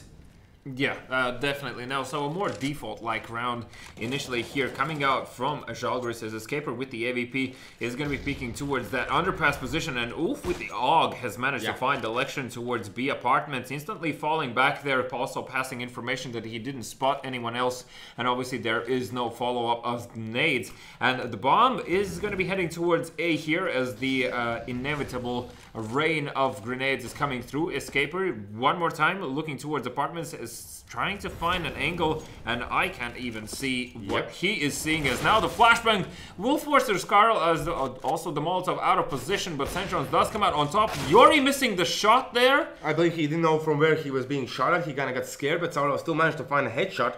That's going to be 3v4 situation. The bomb's going to be planted, and Gabor is still not peeking out, so still being really careful. And Reggie is on low HP here, as Tarov will find Oof in the process. That is going to be AUG out of the hands of EU Estonia. Escaper does manage to find Centrons with the AVP in hand, but loses a bit of life in the process. Gaborik will find Reggie. That was the low HP player, so still doable for the side of EU Estonia here. The bomb will be tapped, forcing Tarov out of position.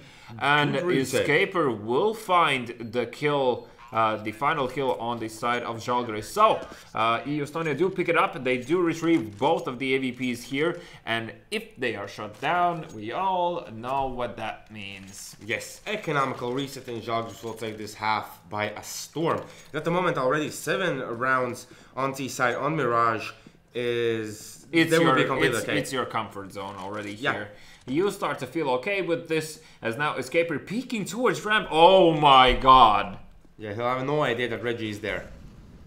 I have no idea. Here we can see Gaborik almost killing off the player. He's dealing so much damage, as he's gonna even take down Saurov there through the smoke in the end. As you can see, more so the players are trying to focus around these B apartments. And only middle Centrons on towards A side there is the Reggie, I believe, who's now is going to push out. He's going to spot the player, he's going to find Ruskarl. Only 3 players now remain from the side of Estonia. Very quickly things change, as now Yori from short with the AWP is looking for the kill towards Connector. And here as well, has to be careful about the timings. as I believe the player in there, Centrons with 17 HP, won't be too eager to peek out, as now he will be spotted.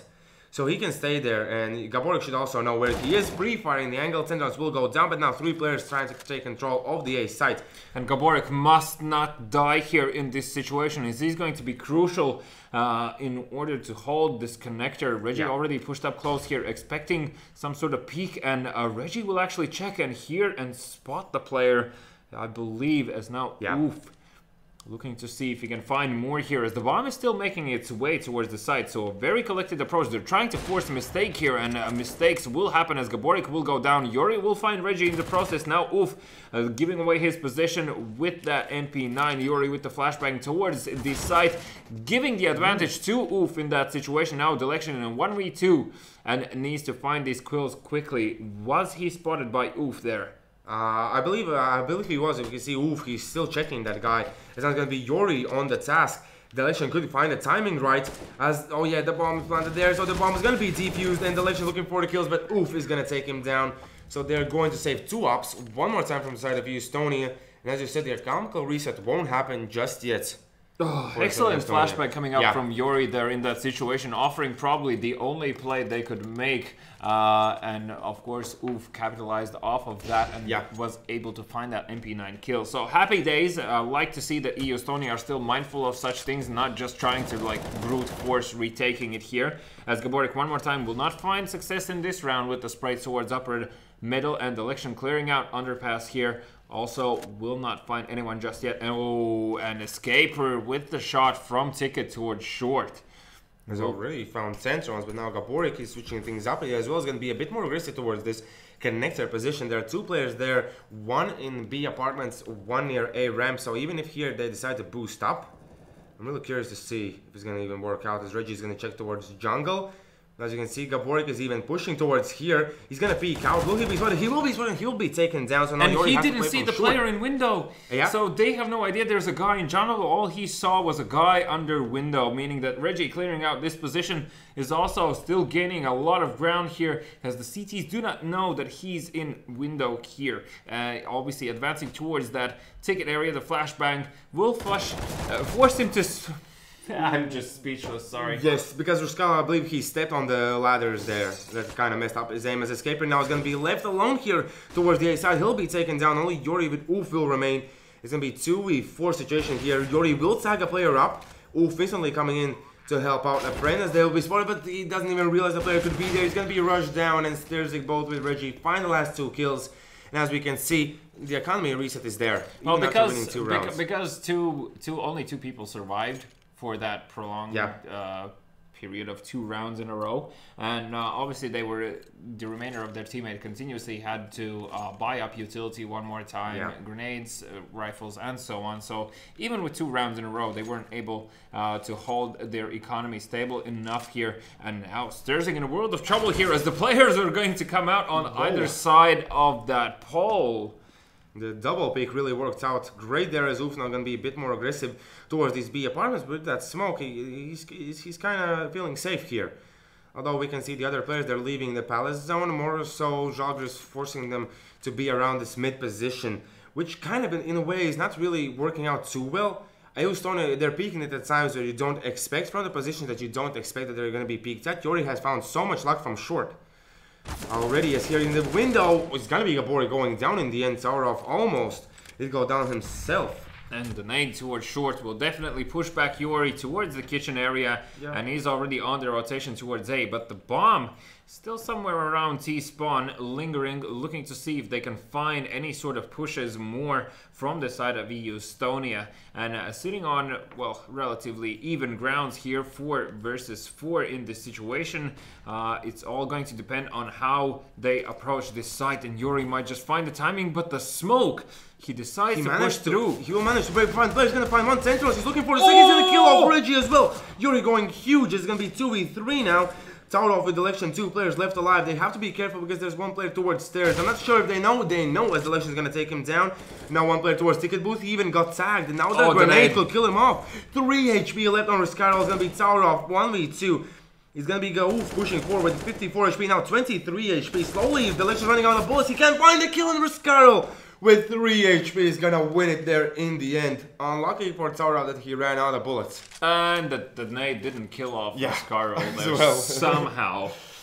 Weirdly enough, 3 HP left and he managed to clutch it. Great job. Okay, but another economical ESET on the line here for EU Estonia. So if they lose this one, that's one more time a complete nightmare for them. And still, Žalgiris are going to be comfortable with those 8 rounds there. I'm sorry, Escaper teleporting is like me after 6 cups of coffee. That's how I see the world. Yeah.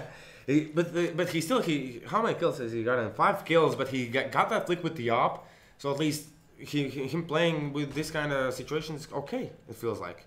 Yeah, definitely feels okay here. As now, see, Centrons, with the help of his teammate, is going to be faking towards B here, and they're going to be looking to see. Oh my god, you can see 2 people already rotating towards B, and now they should understand this is the time to go. Žalgiris, go! As now Riscarol, he's going to be ready for the Smackdowns. Dash is going to find one. Instantly, Riscarol with the answer is going to check the side as well. Has to be careful as he's being shot from both sides. There's already Yori waiting, as only 2 players will remain for the side of CTs. So now let's see, it's gonna be 2v3. Gaborik as well, trying to toy around the smoke. It's a bit more tougher for Yori as he can't really see anything. And now with the smoke fading, the Molotov will come back. He has no idea there's one player on the right side. Sterzik instantly with the kill. Gaborik with the answer, pushing in. He did spot 1 player towards team, and he's gonna kill him off. And instantly he's gonna be traded, I believe, as Central's looking for the kill, and he's gonna get it there in the end. Oh, for a second I was like, no, no, please no. That's not how it should be happening. Watching it, of course. Yeah, so finally 9th round here on the side of Žalgiris, and as I say, finally, this definitely doesn't feel like, well, they only had to work hard for these rounds for the last like 3-4. Yeah, exactly So, as well. And so here, far, Estonia, I don't know if they miscounted the money, but they went for a force in this round. They would have been able to buy next round if they saved. But here, the last 2 rounds are going to go on their way. Let's see, maybe these pistols will change something. Escaper's gonna move out, look for the kill. He can't find the first one. 2 players move out towards connector. So even if Žalgiris push, they will be greeted by 2. As now the election is gonna kill off for Skarol. Gaborik should be checked instantly there by Centrons, and only now the rotation from the B side. Pretty late as well. Estonia not feeling it till the end here. Yeah, I mean, obviously, it was also textbook clearing out there in terms of corners coming up from Žalgiris, and I also like the fact that they decided to go for this play without any grenades, just to get as close as possible to these players and being able to catch them off guard here. So all very delayed push coming out from them, and it worked out as Yori now felt he'll have the upper hand there, but of course, 2 people together. Yeah, I believe he was not expecting 2 people to be there, but great round there by Žalgiris, the Estonian as well. They forced last round, they're forcing this round. Have they really given up that early on? It just feels like they're not doing enough. Yeah, there's not much you can do right now with Deagles and having Žalgiris play against you and constantly throwing a fake or 2 here in the middle. Yeah. Also, with flanking is now Escaper pushing towards middle. Yori is going to be the one that's going to pick up the kill towards Centrons. Reggie will find Riscaro, and they know there are more players here. Reggie damaging his teammate, but Taro finding 2 in that situation leaves only Gaborik and Oof. Gaborik will go down. That will be Oof towards B. Was just spotted, taken out of the game, and that is 11-4 for Žalgiris. An extremely convincing half coming out from them. And I will add already, I love to see a terrorist set like this on Mirage. If I would get to play between guys that want to play Mirage on the T side like this, I'd be a happy person. I wouldn't hate the map. So we already know your next team that you're gonna play in when you come back into CS scene, right? In Žalgiris, when I come back in the CS scene. Wow, so many interesting things in that sentence. Yeah. So we're Why going not? to see. Why not? I literally don't have the time for it, and you would have to pay me a lot of money to come back. Of course. But let's see how this round will go as they're trying to get skills through smoke. Sterzik already has found 1. Oh my god! He's pushing with the bomb. What are you doing, Riscaro? As now just a clean up from Žalgiris. They're throwing so bad. They're throwing. Yeah, this looks like it's Andros with the next kill. Sterzik already know where to look. 4 kills for him. 12-4. I wanted to say before this that Sterzik, even without him, his team is showing up because he got 4 kills. He had 6 kills after the first half. I love to see Centrons being extremely impactful today, as well as Tarov. I mean, both of these players beforehand in the week, I would say before, were slightly more docile, and they have definitely woken up here. As now Skarl shaking stuff around, looking to see if he can find anything, as Sterzig has found Yuri, and that's pretty much one of the guys that's carrying the side of Estonia right now. Escaper will be found in no man's land, still stuck midair as he dies. Reggie does spot a player towards underpass. Even the flashbang will come through to just make sure they can secure this one. Skarl will go down, and that leaves only Gaborik standing here with the deagle in hand. Unfortunately, we'll miss those, and they don't find any kills, meaning so much money denied for them. Yeah, that as well. And Sterzig as well. In the first 2 rounds, he's already gotten 8 kills. In each round, he gets 4 kills. Let's see if that continues on, as at the moment, we were kind of expecting a bit closer game here, so I want to see if Estonia will put something up on the board after this round. Is going to be the first buy round, as they're all heading into the underground. I believe the bomb as well, and instantly is going to be peeked there by Sterzig. Sterzig going to find one. The second one, only Gaborik remaining. He's going to find the kill.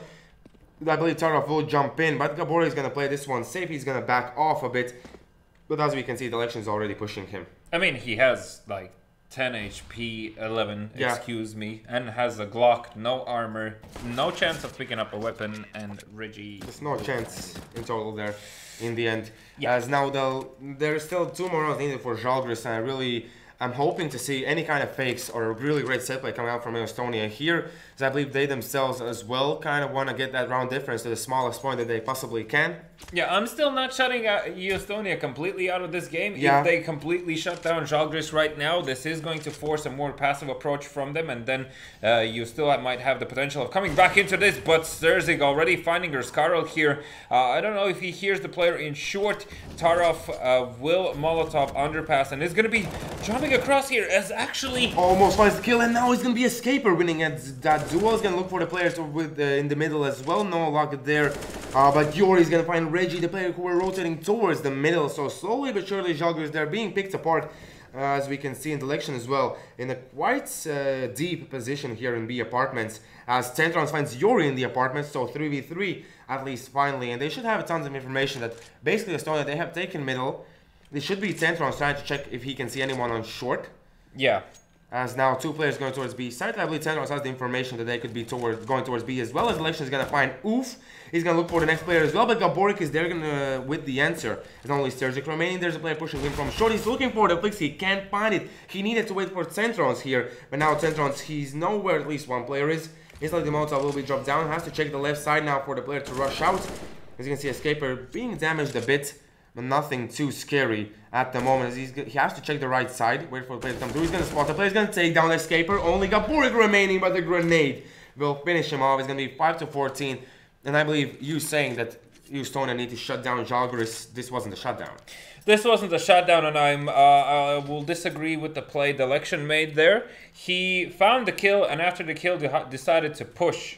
As in not push, but peek, essentially, in that situation. You had Sterzig backing you up there further in the bomb plant, and you should have just tried to delay as much time as possible, as there wasn't a lot of time on the clock. If the terrorists rotate away through underpass, you will get the chance to rotate. If they don't, you need to waste as much as time possible to force out the maximum amount of mistakes they can make. And speaking of mistakes, Sterzig falls. That was a great flick to find Gaborik, as you can see Skarl now is going to try his luck in the middle with the but there's already Reggie taking down Oof in the underground. Only 2 players remaining. Yuri will find Centrons, but there's only 1 kill towards the A side. You can see Yuri can make a move out of it because he doesn't have the bomb. You can see how deep bomb is dropped down towards short. Yeah, and I mean, it's like a minute 20 on the clock when there were only 2 people alive for the side of Estonia. You can't say much here. I mean, Žalgiris are winning these gunfights. That's it. Yeah, essentially, it's here. There's going to spot a player, but does not get the kill. As Skarl was missing, but Yuri will go down. Only Skarl remaining. He's staying in quite safe position, but as you can see, Žalgiris, they're not even pushing him at this stage. As they can look for the kills, but Sterzig is going to find the last 4K. One more time. This is the 3rd time he's going to get the 4K. And now top of the scoreboard with 22 kills. Yeah, he likes CT side. Yeah, and the dude's really unstoppable. I mean, you just let him loose and let him have fun. So 15-5 here. Žalgiris looking to close this one out, as Estonia will be forced back onto pistols here. And wow, what a one-sided game. Yeah, I was definitely not expecting this. This shouldn't have happened, but as you can see, that is the story right here. As Tauraf was already found one. Reggie with the next kill. One more time, only 3 players remaining after 20 seconds of round. This is just a bit too crazy for Estonia to deal with. They're not winning the duels, and this should be the game in this round here. Maybe Escaper can get some luck towards Tauraf. As we can see, he's being kind of aggressive with the peaks.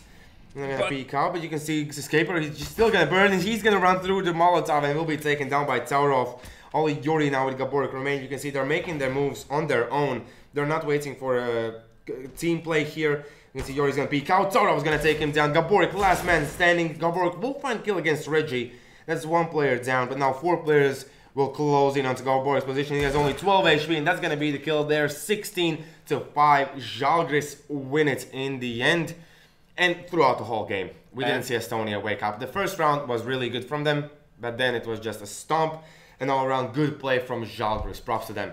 I mean, yeah, it's, definitely, as I already said during the match. So first of all, well played Žalgiris. This is exactly how I wanted to see them approach not only this game, but every game historically what we have seen. Especially when towards the very end of the first season that they also had the name change. So the situation previously known as Baltic eSports? Baltic Elite. Baltic Elite, excuse me. Yeah. So I feel like that was already the moment where they should have gone towards this sort of approach of the game. Obviously, they have definitely invested a lot of work. This might be just Mirage, but it was the way how they were playing, not necessarily what they were doing. Yeah, exactly. That gives me the idea that they have had a serious chat about how the game should be approached and definitely have stepped up their practice game. So Žalgiris definitely, if they continue playing like this, I'm not even afraid to say that they might get Mighty Wolves out of that top 4. Yeah, most definitely, as they now have won this game. They move, I believe, they knock out Autoclutch from 5th place. Yes. And they move themselves towards the 4th place, and slowly but surely, if Mighty will still struggle, then Žalgiris have a great chance to being in that top 4. Which was the player that you did not expect to show up? On the side of Žalgiris? Yeah. Well, I was not expecting for Sturziget to be at the very top. I mean, at the end there. Seeing him previously more in like lurking positions and now having the AVP in hand and just feeling it, by all means, dude, you do you. So yeah, Sturzik definitely was a pleasant surprise, and one more time being a pickup on them is definitely a valuable player to have on your side. And having Reggie back as well, he's not the in-game leader, but he is one of the main parts of the team. He's a core player, so always those people are going to be welcomed back here after injuries or small pauses. Yeah, of course. So, well, first of all, also, congratulations to whoever won the Vault giveaway. Yes, congratulations. Happy days. Congratulations to you, MV, for somehow sucking at CS but beating me at prediction games. So currently 4-3, you are in the lead. How am I sucking in CS? 1v1 me, bitch. Okay, this is a tough words coming out from this kind of a guy, but if you want to see that, that might happen at some point in the future. But for now, we're going to say goodbye, and be sure to tune in tomorrow. We're going to have 2 games for you, and of course the Vault giveaway and everything else. See you tomorrow.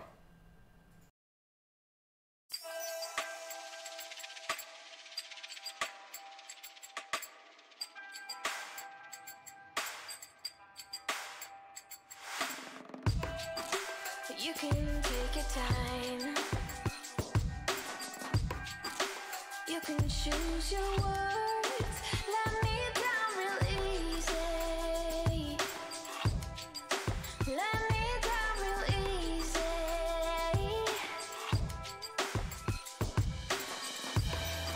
Well, I'm doing just fine, because I caught your eyes. You say baby, now that I am